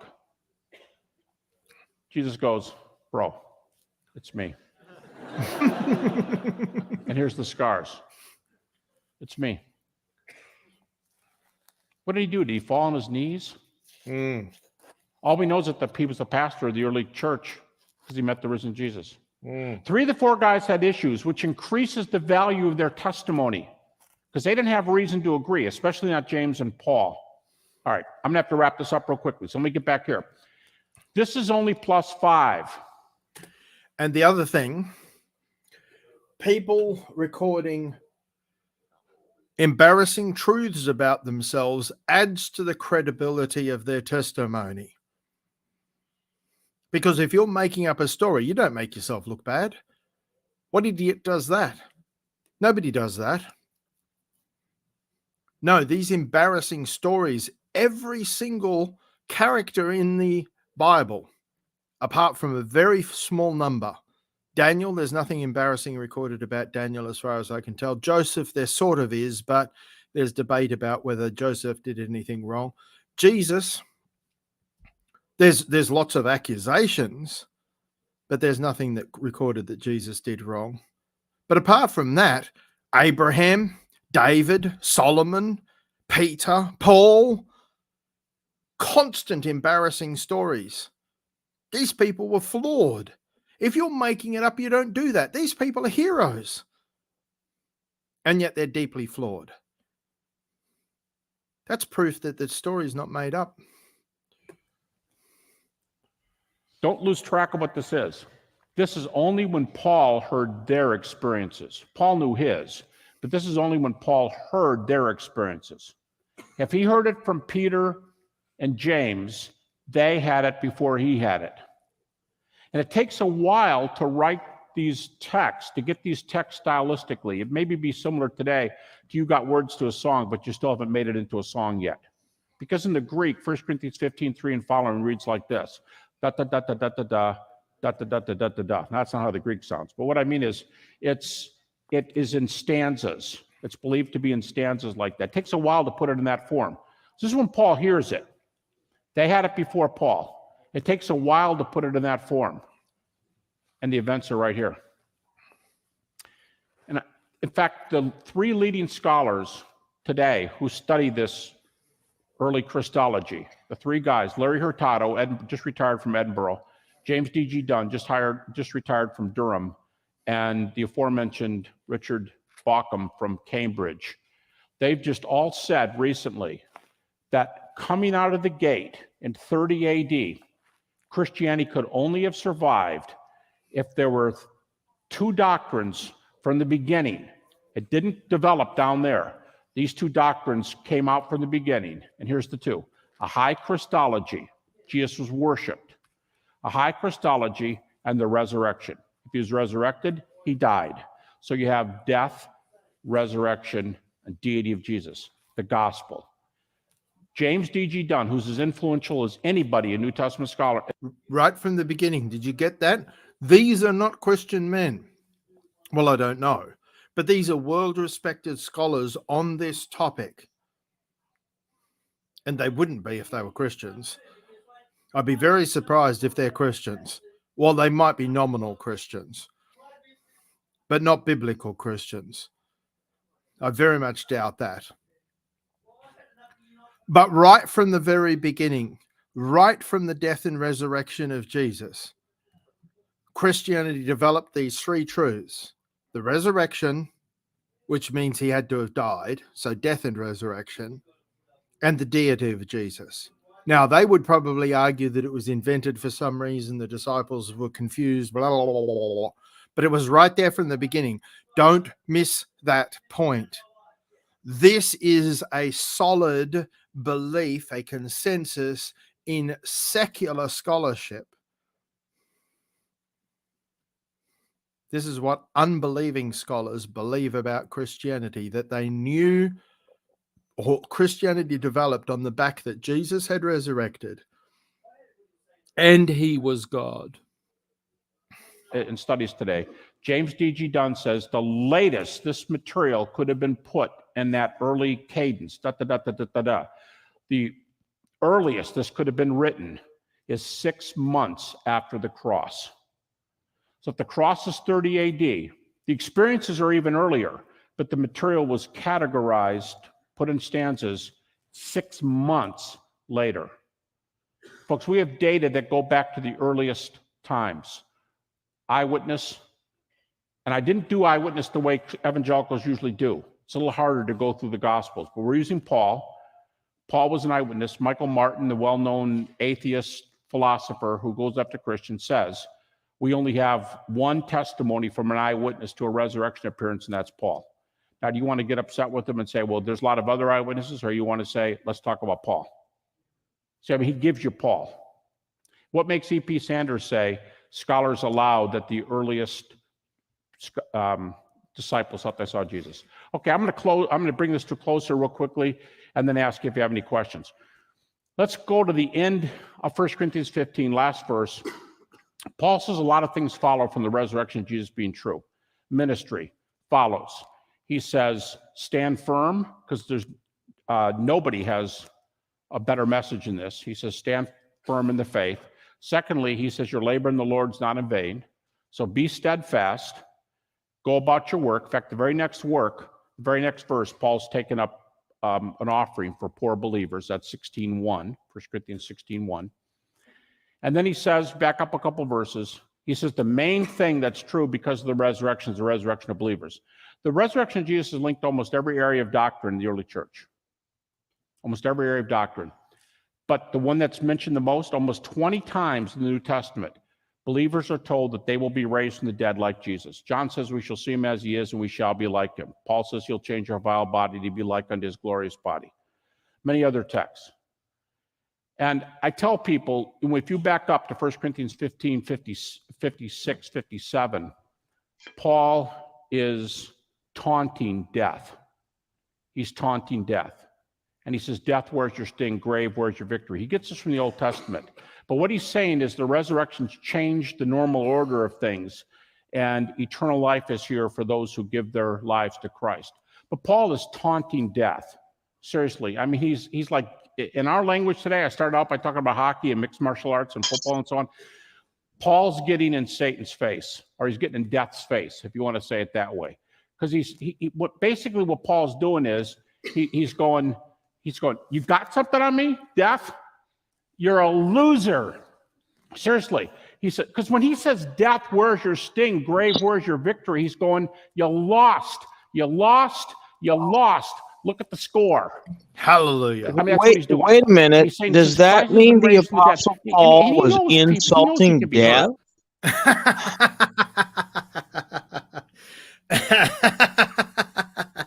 Oh, no. How dare he?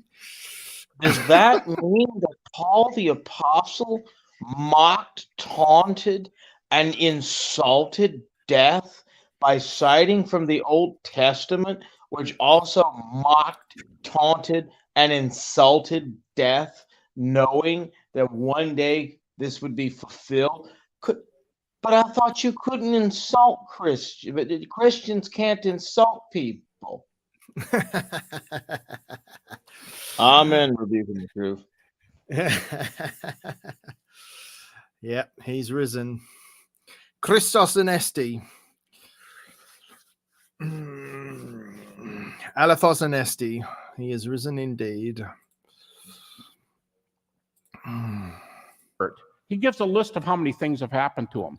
He knows he can still be hurt. Scholars today call this the already but not yet. Jesus has conquered the strongest force in the now but not yet, or already but not yet. Now but not yet's a bit more punchy. Universe, death. It's not here yet, but the basis is already done. In fact, those who go on before us, Paul says, they've not died in vain. So that's the difference of whether Christ has been raised from the dead or not. That death has been defeated. Eternity has been ushered in for those, way back to the first two verses, for those who respond properly to Christ. So I'm going to go ahead and stop right here. And if some of you folks have to leave, I don't know how long before they'll kick us out. I've heard we have to be out of here at 10 o'clock, and us, the speakers, we've got to go back to San Francisco. The last bus leaves at 10. But until someone kicks us out, I'll stay here. One thing I should mention, I haven't talked much about naturalistic theories, and you skeptics will often say, yeah, but I can give you a thesis that works better with this than resurrection. I'm going to say that the same data the scholars admit are the data that disprove alternate theories. And that's why today, the vast majority of scholars, vast majority of skeptics do not give naturalistic responses. You still, again, you have to go with go back to E.P. Sanders, where he says, today the consensus of scholarship is that the earliest disciples saw, he doesn't even say thought they saw Jesus. I say thought they saw Jesus. Sanders says the earliest disciples saw Jesus. That's pretty amazing. And by This the is way, I think scholarship. E.P. Sanders is an open theist.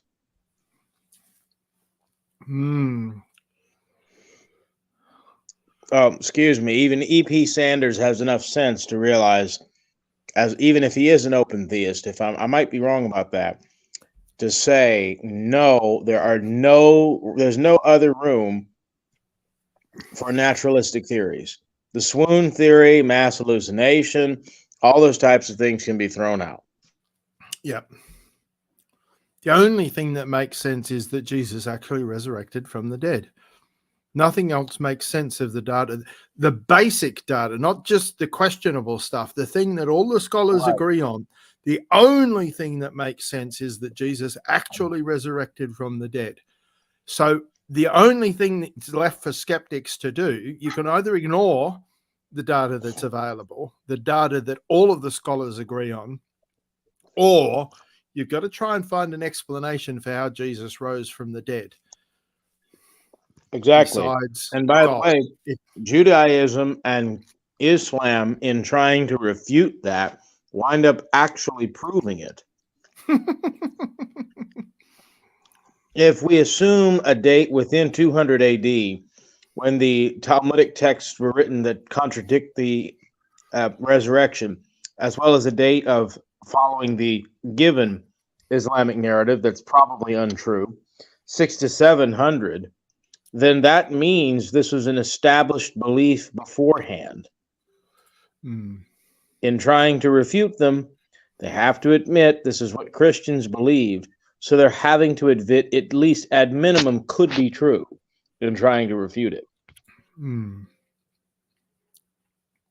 And Muslims are starting to realize Jesus actually was crucified. Muslim scholars are starting to admit. Yep, that is correct. They're going against their own Quran. It's like, well, how are you still Muslims? Well, I don't know. Don't ask me. It's like Christians who don't believe the Bible. Well, you're not actually Christians. Well, the sooner that you Muslims stop being Muslims, your Quran's wrong, obviously wrong. Nobody, the scholarship all completely destroys. You're being lied to by your mullahs. But anyway, back to Gary. That has really changed resurrection studies. And more people today in the literature think something literally happened to Jesus after his death than those who think nothing happened. Okay? Do we have, we do have at least one mic? Do we have two? We have two mics. Okay, here's some questions. Is this on? Hello? Well, I can hear you. You talked about pre-existing phrases in the epistles that scholars agree were predated the writing down. Can you talk about what those are and why they agree with this? Yeah, this is something that hasn't made it into the pews yet in our evangelical churches. In fact, it's not even generally taught in seminary. But in the New Testament, there are a bunch of early statements, and these are different, but roughly synonyms, almost synonyms, would be creeds, confessions, traditions, or what they're called. And you know they're there because, for example, the writers like Paul says twice in the book of 1 Corinthians, I gave you what I was given. That means that's a tradition. That's something he's passing on. Sometimes the New Testament says, here's a trustworthy saying. Or sometimes it says, observe the traditions of the elders. So it tells us that there's something coming that was passed on to him.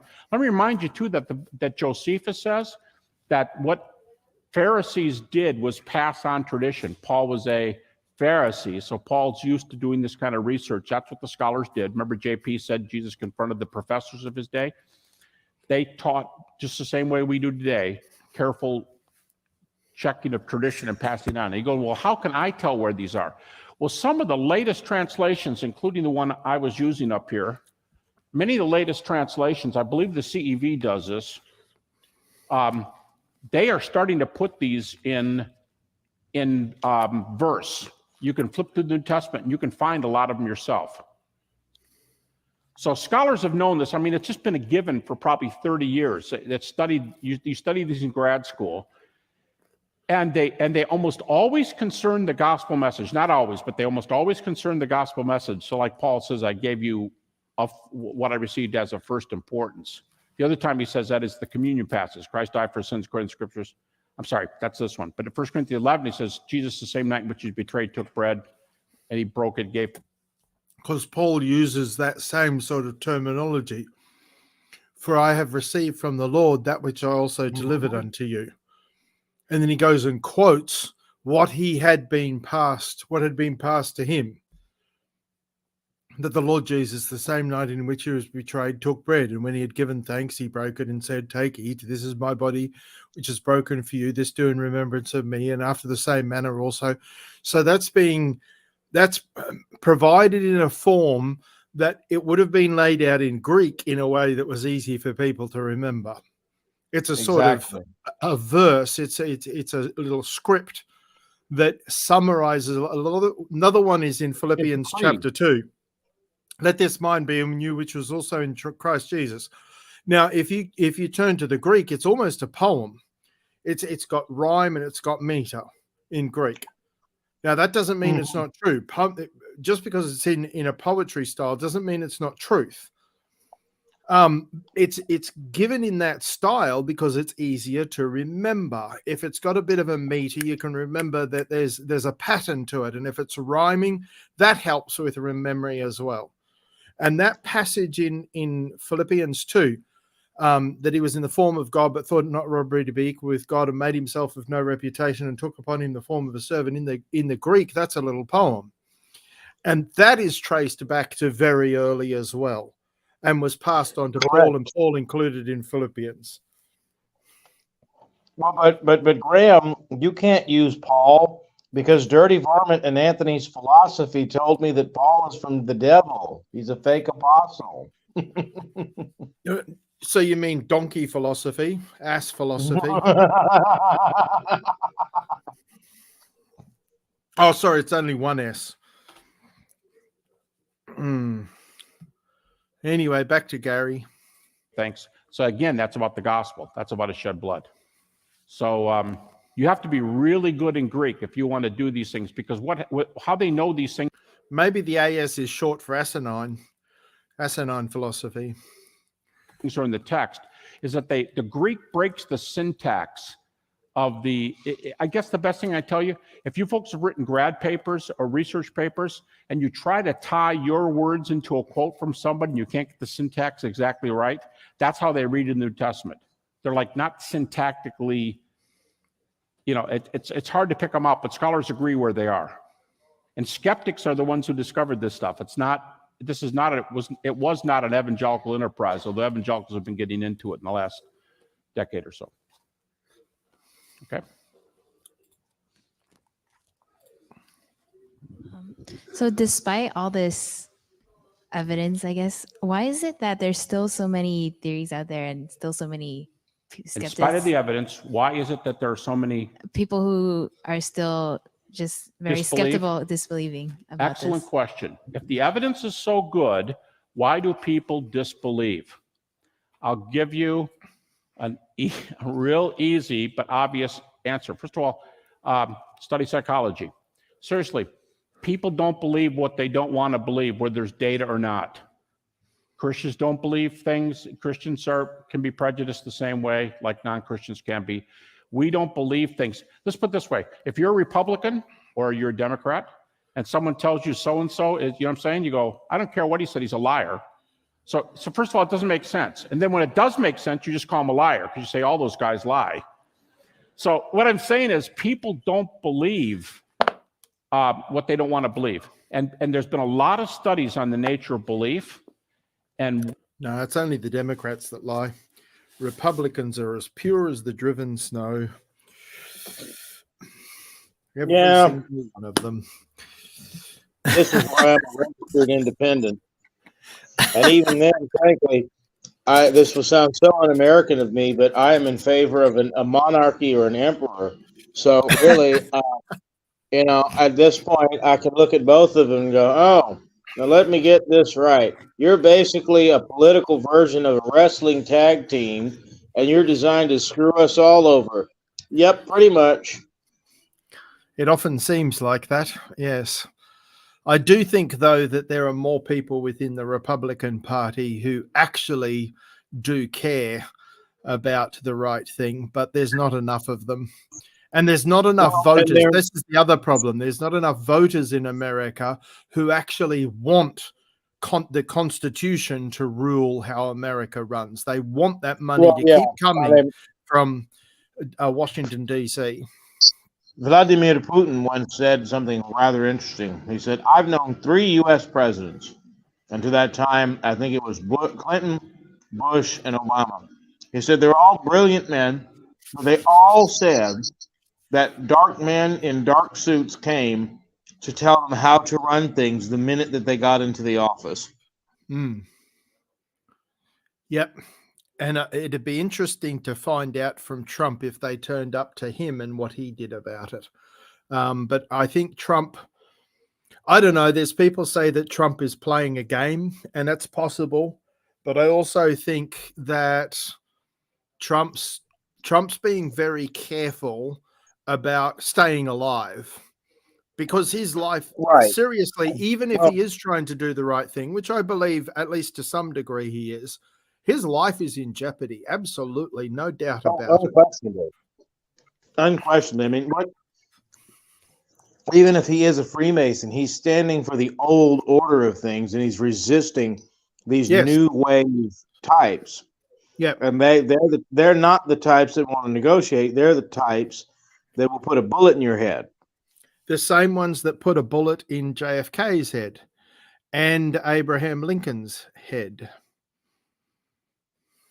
And don't be surprised if Trump's the next one. And then everyone will go, and they tried to put one in Red Ronnie too. That's right. They tried to get rid of Ronnie. They did not succeed. Anyway, God's in control.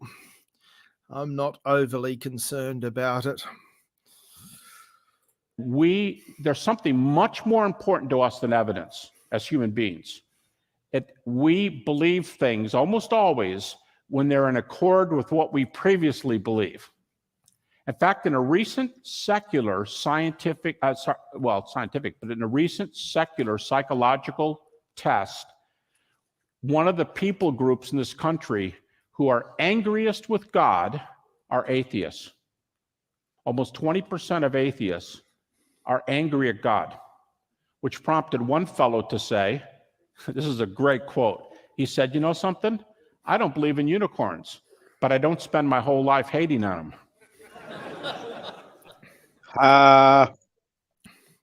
Christopher Hitchens could be summed up as someone who didn't believe that God existed and he hated him. Christopher Hitchens is a perfect example of exactly what Gary is saying here. Well, he didn't believe God existed and he hated him. Yep. Well, actually, those are not atheists. They're maltheists. Yep. Or atheopaths. Jonathan Sarfati coined them as. There's another term that I've heard of as well. Atheopaths, and there's also mesotheists. Mesotheists. Yep. Awesome. Well, I don't know if he coined them, but that's where I heard about those two terms from. But meltheists, I like that too. Proclaimer of the gospel of Jesus. Christian nationalists are in danger to be a cult of personality. It's not the first time I've been called that, but I do wonder what you mean, Paul. Well, I don't know if he's calling you that, but that is a danger of Christian nationalism, because here's the problem with Christian nationalism. I don't think those two things should be conflated, because the problem is, well, who's going to lead this? Who gets to decide who the leader of this Christian nationalism is? No, this is why we are secular in the old sense of everyone. Everyone has the same rights and freedoms, and we all get to decide. because otherwise you get theocracy. It will naturally lead to theocracy, and we cannot have a theocracy. One day theocracy will, I was going to make this point when you were talking earlier, Ryan, about monarchy. Well, there is a monarchy coming that is going to be imposed on the whole earth. I'm looking forward to that day. That's the only monarchy that really means anything. Until then, it's just going to be one mess or another. They're all the just only as bad. monarchy, to me, the only monarch that matters is the Lord Jesus Christ, and the only That's it. monarchy that matters is his gospel millennium. Now, we would disagree in terms of whether or not the millennium is physical. I'm Amil, you may know that. You're not, I don't think. But that being stated, we both are looking forward to the new heavens and the new earth. And You are there, right. only in there, will dwell Yes. righteousness. You are right that I am not a millennial. My father is. I'm pre-mill. Oh, I like him even more. I'm pre-mill, pre-trib. But let's leave that to one side at the moment. Get back to Gary. That's a cool response. People don't believe what they don't want to believe. That's all of us. That's Republicans, Democrats. That's wealthy and poor. That's just how we are.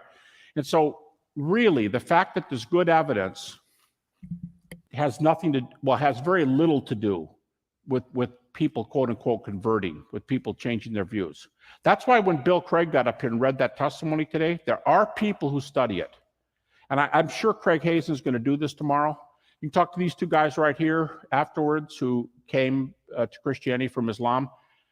I'm going to say out loud from my skeptical and almost Buddhist leanings, no religion in the world has anything like the kind of apologetics Christians have. Other religious people will debate, but here's how non-Christians generally. I was just saying that's very, very true, because only until recently have you seen the so-called evangelical religions attempt to debate like Christians debate. And every time they attempt to do it, they usually fail. One of the reasons that we have a better apologetic is because we have better evidence. We have more evidence. Our evidence is more convincing. So we have a good apologetic. It's easy for us to have a good apologetic. If we try to. There are exceptions, but here's how non-Christians generally debate. If I'm the non-Christian, you're the Christians, here's how they debate. You're wrong. What'd you say? You're wrong. I don't believe that. You're wrong. You're wrong. But here's how they don't debate. I'll give you 10 reasons for my position. They don't do that. They don't have 10 reasons for their position. And nobody has anything like. And notice in the political sphere how often it's the leftists that are doing exactly what he's talking about. They just tell why other people are wrong. Oh, of course. It's right out of Alinsky's Rules for Radicals, like I was talking about at Rebuke and Crew's channel the other day. They never tell you why to believe what they're saying. Of course. Demonize what the other party believes and then do exactly what they're doing, but you just reframe it. So, in other words, in America right now, it's the whole transgender nonsense. It's not really, they're saying it's about equality, but it's really not about equality, especially with what's been coming out. Sky News Australia actually reported on their YouTube channel the other day that apparently there were kids in the United States that were forced to watch transgender people strip naked. We're not talking about just transgender people that went off the wire more than usual. This was on a stage. The whole thing was organized. It's very clear what they want to do. Yeah. Yeah. Because they can't reproduce themselves. They have to steal other people's children. And how dare you be so bigoted that you don't let me corrupt and pervert your children, you bigot. These people are perverted. Extremely perverted. In 2015, when America decided to make that the new law, there were plenty of voices that said, including my own, you do realize if you open this door, you will eventually have to open the door to rampant deviancy, as well as rampant pedophilia. Everyone said, well, maybe not. The gays said it's just about toleration and love.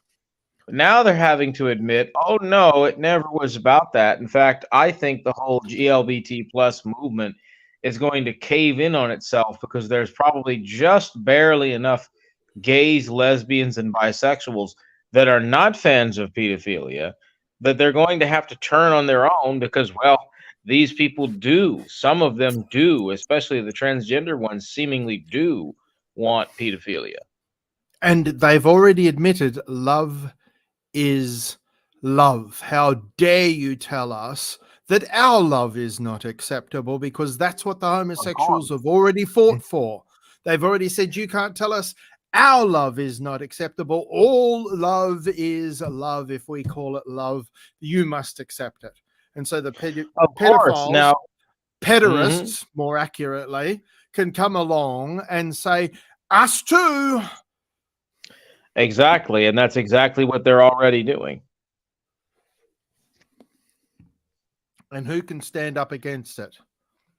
Well, no one's sitting in the squishy middle can stand up against it. It's only Christians that can accurately stand up against it.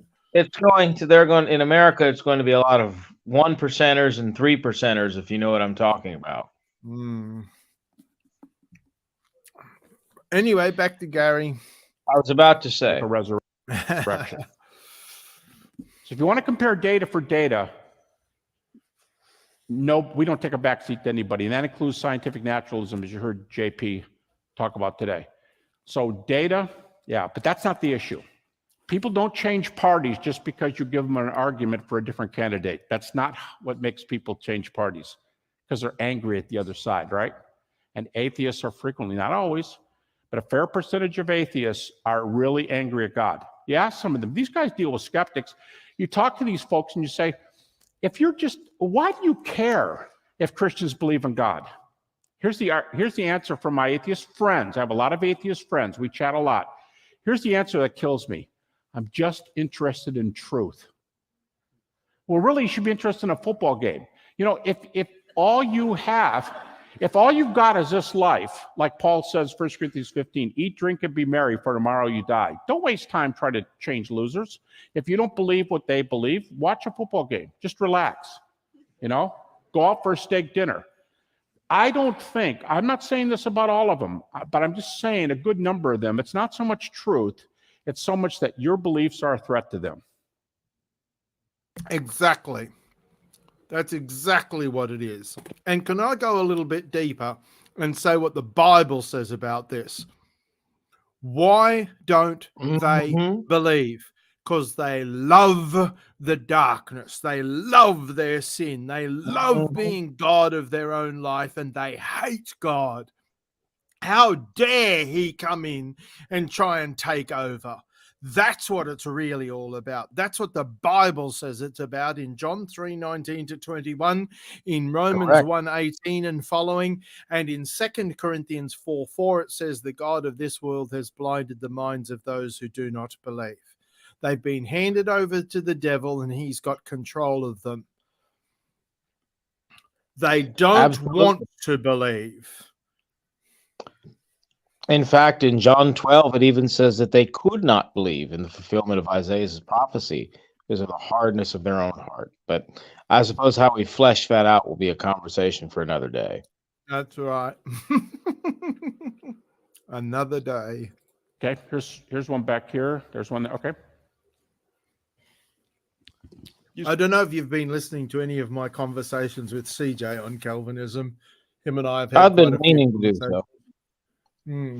Yeah, I've just been horribly busy. I've got a list of about 25 questions for Calvinists that I've printed out so far. Not all of them apply to all Calvinists because Calvinists are a bit of a spectrum. But the different types of Calvinism, I've got questions for the different parts of the rainbow of Calvinism. Well, maybe one day I'll take a stab at them as I have time. That could make a good blog post. Yep. I'd be interested in your responses, as I have been in CJ's and Veckel's and any other Calvinist that wants to take a stab at trying to convince me. It doesn't make sense to me. I think I might be an interesting data point for you at minimum, because Veckel and CJ are Calvinistic, but they don't actually subscribe to any of the Reformed creeds, whereas I do. Mm-hmm. Yes.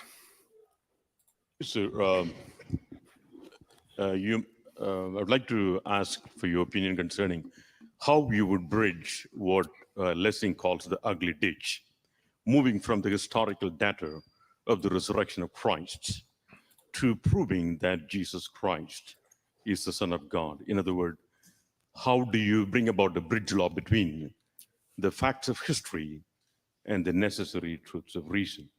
That's one question. Second question I have is, if you maintain the distinction between heresy and myth. Between history and? Heresy and myth. Heresy. Myth? Yeah. History, if you make myth. a distinction, Okay. would you say in some sense that heresy is the indirect proof for the resurrection of Jesus? What's an indirect proof? Heresy is the false teachings. Heresy? Yeah. Would you say in some sense they indirectly prove the resurrection of Jesus? Okay. All right. First question is, what about Lessing's ugly ditch? Great question. Did part of my dissertation on that guy. Lessing in the 18th century has a very famous, it's not really a critique of Christianity, but it's a critique of people who need evidence to believe. And he says, they're in between history on the one hand and faith on the other hand, there's an ugly ditch which I cannot get across no matter how many times I make the leap. What he says is history cannot come to the aid of establishing faith. Faith should stand on its own. And he said he believed, he said he was a Christian. A lot of people doubted that, but that's beside the point. He says faith stands on its own, doesn't need to be evidenced. History doesn't come to the basis. I would just say, even skeptics today, they want to know if there's basis for what you believe. I think today, in a world where science reigns, where naturalism reigns, people want to know if there's evidence. To me, it's not an objection that almost anybody will give today. That doesn't mean it's false. But I would say the problem with Lessing's history doesn't come to the aid of faith is, if you're going to ask me to believe something about Jesus, and then you teach, as Christians do, that what you believe determines what Paul said, whether Christ was raised from the dead or not determines whether Christianity is true, and whether your faith is true or false, and whether your loved ones who die have died in vain.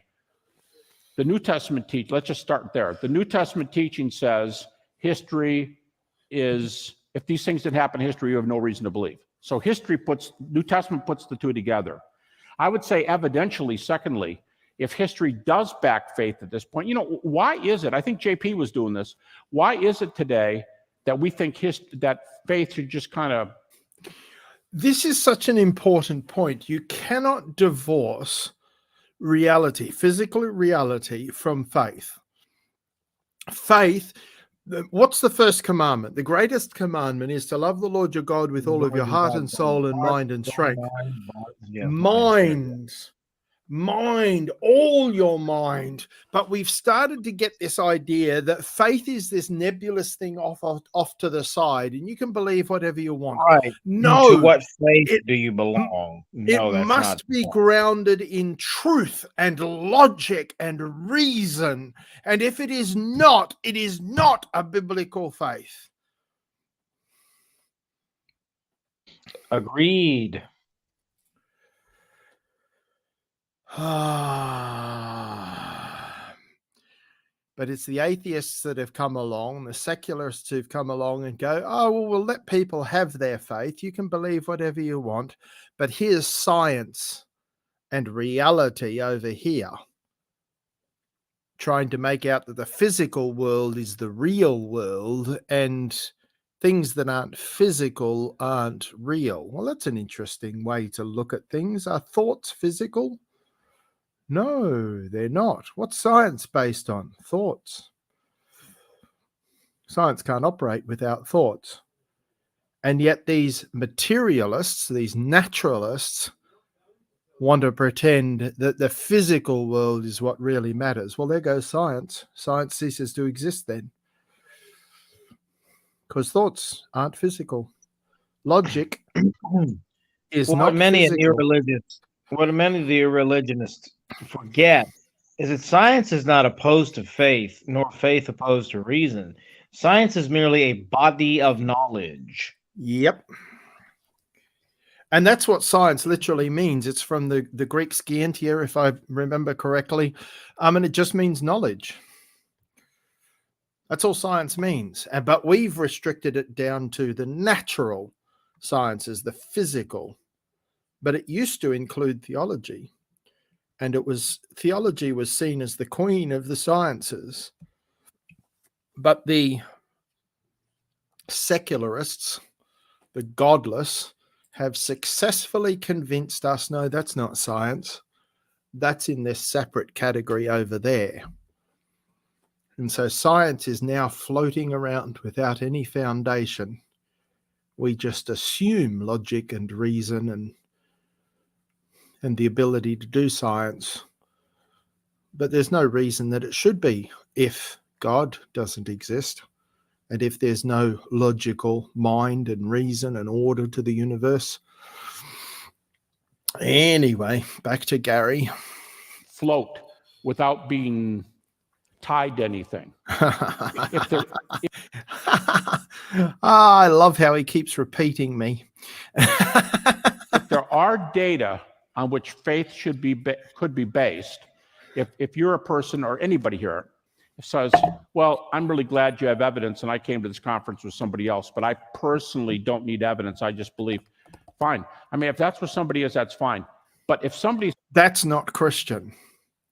I just believe. Just believe what? Have you thought about it? Do you have reasons for it? No, sanctify the Lord God in your hearts and be prepared always to give a defense, an argument for the reason, for the hope that is within you. Are you able to argue logically and reasonably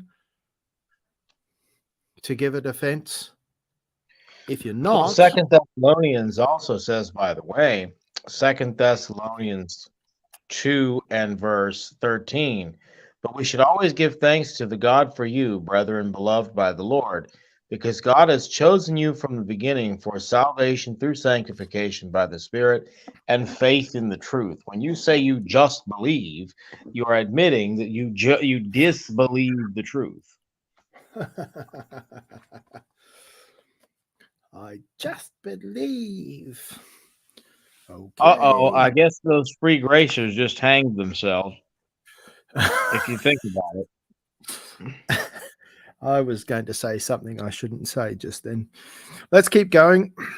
He says, I want to know what the data are. And if I have to believe the resurrection in order to be a Christian, if Christ's resurrection determines my resurrection, then I want data because I want to know where Christianity stands vis-a-vis other belief systems. I think Leslie's just plain wrong. Did Christ actually rise from the dead? Because if he didn't, then Christianity is vain. It's not good enough to say, oh, Right. I just believe. I should become a Jew or a Muslim, if that's true. right.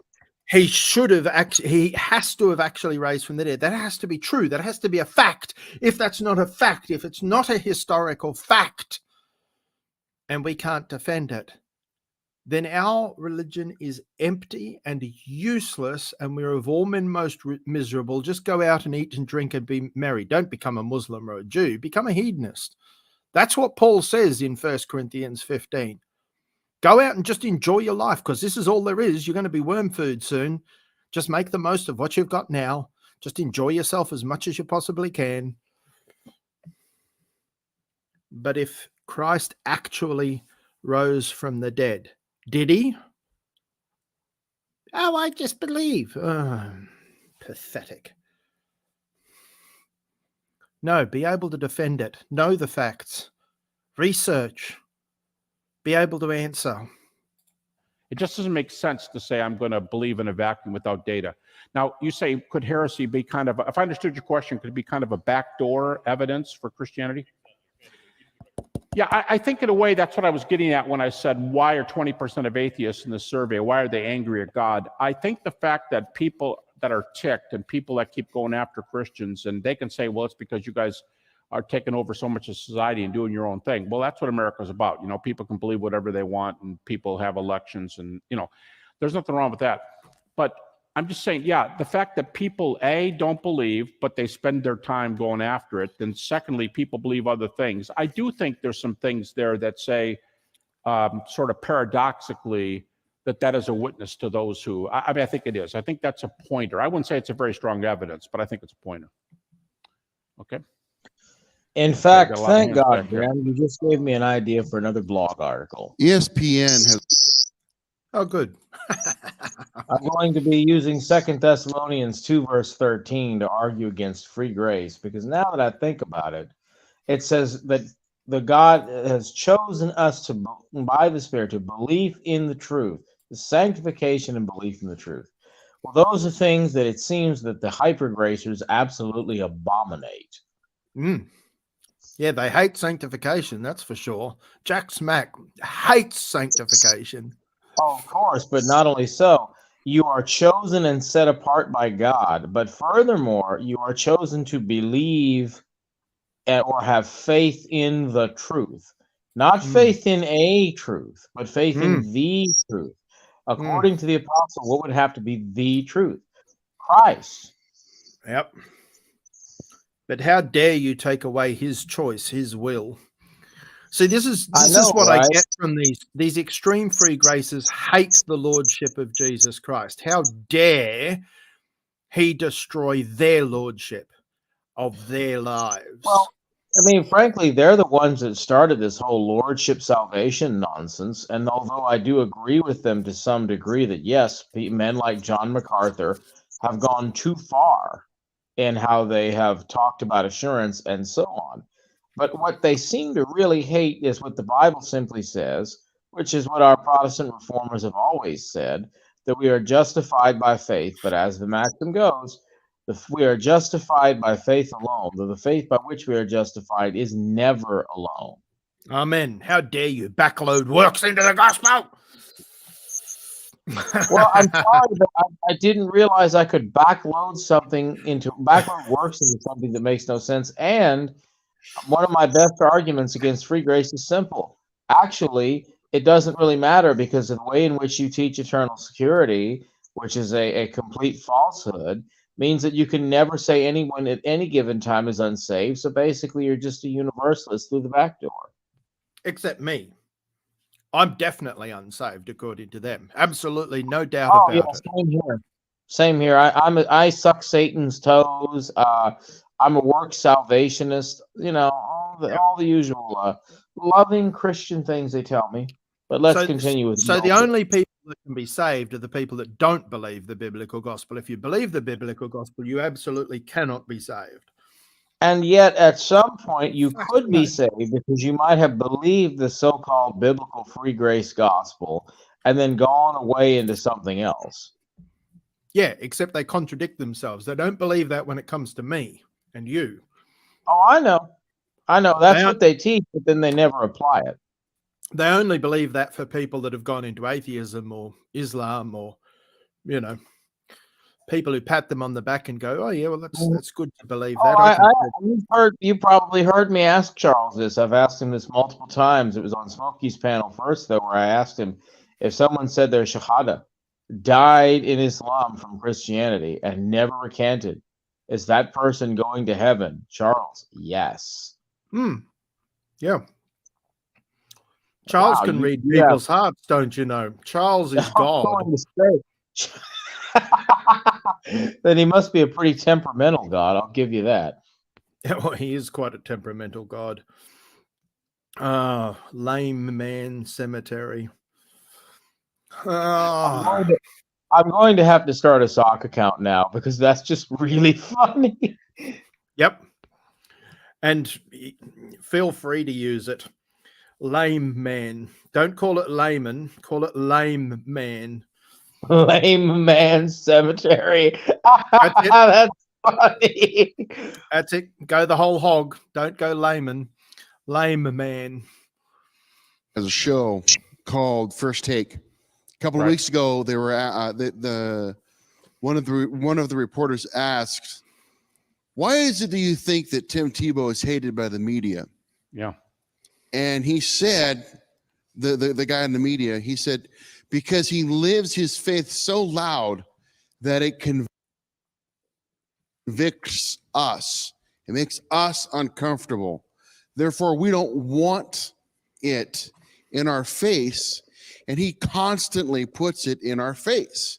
Whether he's on the sideline or on the field, Tim Tebow lives his faith. You made a mention before we even got started about the historians being hypocrites, about how they're willing to take the date of Homer.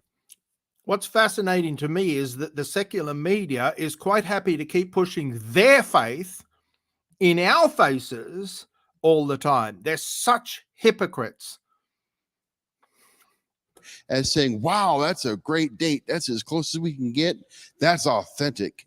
But when we can get 6 months within the resurrection of Jesus Christ, that's not good enough. We need to get even closer. Yeah, and John's the worst New Testament source, if you want to say it that way, date-wise, at plus 65, which in ancient historical terms is not even close to being an issue.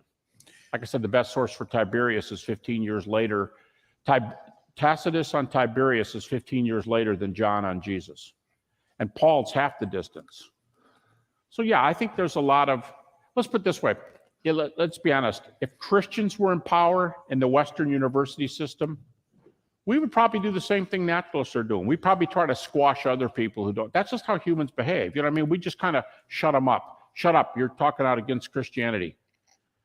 We'd probably do the same thing, and we might get lazy. And we might not learn the evidences. Do you ever think about that? Maybe it's that heresy question, but maybe it's good to be the minority because it forces us to come up with those who are attacking us. I'll tell you what, I was in Western Europe just a few weeks ago, in Northern Ireland, England, East and West, what used to be East and West Germany, and Sweden. I was speaking in secular schools. You know how I was introduced in Sweden, University of Stockholm?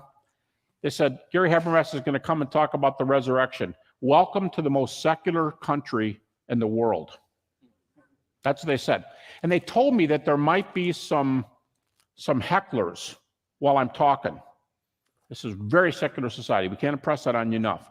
There's going to be you may have some hecklers, and you're definitely going to have some tough questions. I gave the same lecture. I don't remember any real critical question. I might have had one. Then I was in Germany. I was in 2 universities in Germany, and I did this. And one guy raised his hand and asked about a naturalistic theory. He said, how do we know Jesus died on the cross? You know what was interesting about that? The guy who asked the question, and when I gave him reasons to how we know Jesus was dead, he said, okay, and he was done. It wasn't that tough, but that was the only critical question I got that I remember from 3 universities. And that guy who asked the question was the campus minister. So that's interesting.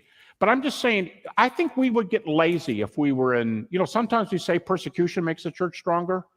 I think philosophical and historical and scientific critique makes the church stronger. Yep. And I totally agree with JP. The stuff the church is doing today, our scholars are more specific, better trained. They argue better. Just listen to the debates. Listen to anybody's debate you want. Yeah, we lose once in a while. We lose a debate here and a debate there, but it's few and far between. And when our best debaters are debating, we almost never lose. And that's just because we all happen to be good debaters, or is that because we have better material than other people have? I think if it was the best debaters, we wouldn't be winning the dialogue so many times. And people wouldn't be so angry at us. And why are 20% of atheists angry at God? That's a good point. I bet you it's higher than that. I bet you that's lowballing it. It comes back to some of that. So I don't know. Maybe it's a good position to be in that we've had to. I can tell you this: 50 years ago, when I started studying apologetics, we didn't have any apologists that are as specific and specialized as any of the 100 that we have in this country today. The stuff that's being produced today is better than anything that's ever been produced since Paul, in my opinion.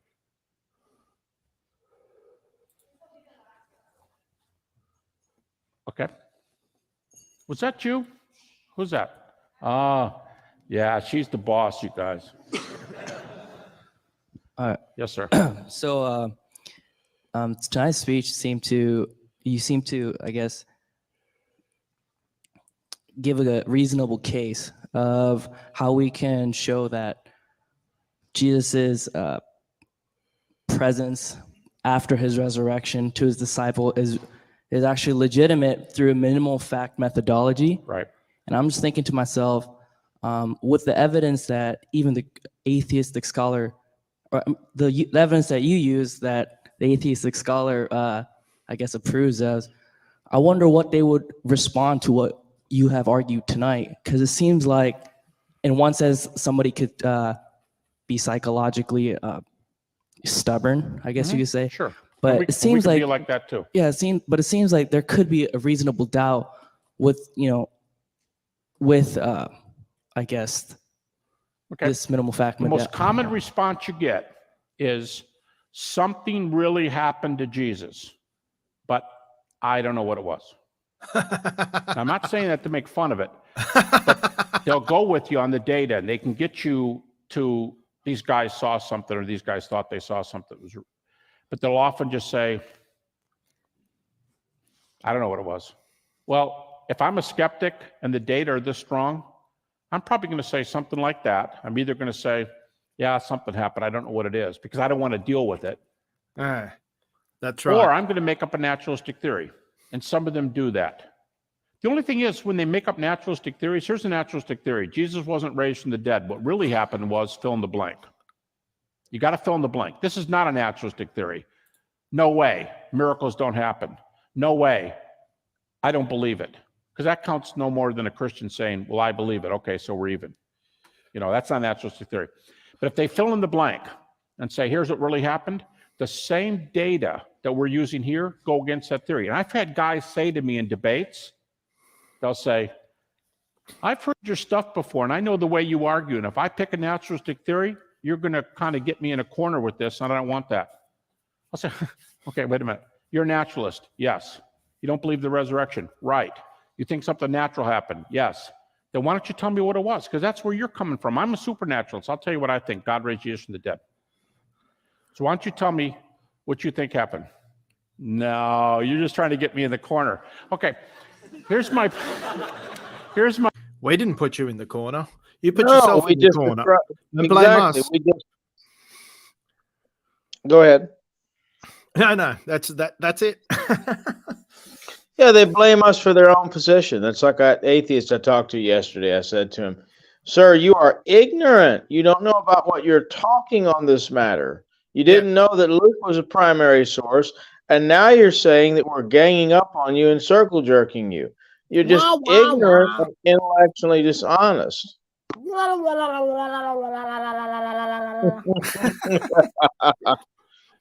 Oh, poor me. Well, you did it to yourself. Don't blame us.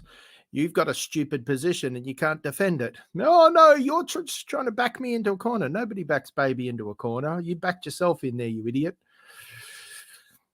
My point. If our data can get them in the corner, so much the worse for what data they don't have. So, but those are the two ways they might. They just don't want to be honest with the evidence. The only explanation that fits the evidence is that the resurrection actually happened. Jesus actually raised from the dead. Christianity is true. Oh, I don't want to believe that. Okay, well, that's what the real truth of the matter. You don't want to believe it.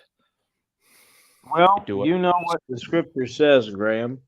But a natural man does not accept the things of the Spirit of God, for they are foolishness to him, and he cannot understand them because they are spiritually appraised.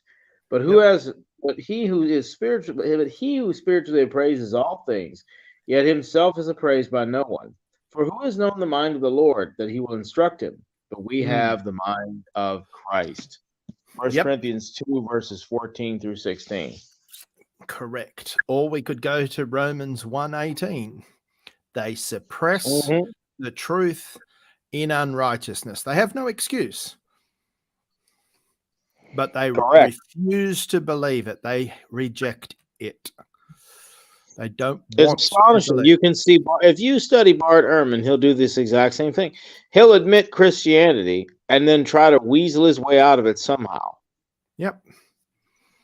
And he'll say different things to different audiences. He'll say one thing to scholarly audiences and a different thing to the layman.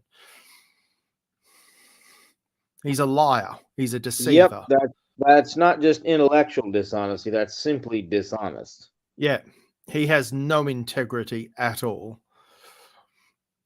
Something happened, I don't know what, and pick a naturalistic theory. But very few people do that anymore. That was way more popular 100 years ago. Okay. Yeah, back before people started pushing back against it and showing, hang on, that doesn't make sense. Okay. Abigail. Now it's, I don't know. See, this is what cowards always do. They start with, I think it's this. And then when you show it can't be that, oh, I don't know. But all of the evidence proves, oh, no, I don't know now.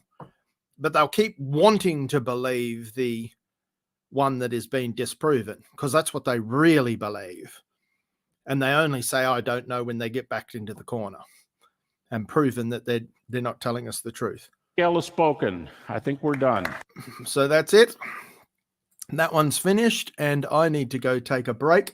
I did have more things I want to do, but my body is telling me otherwise.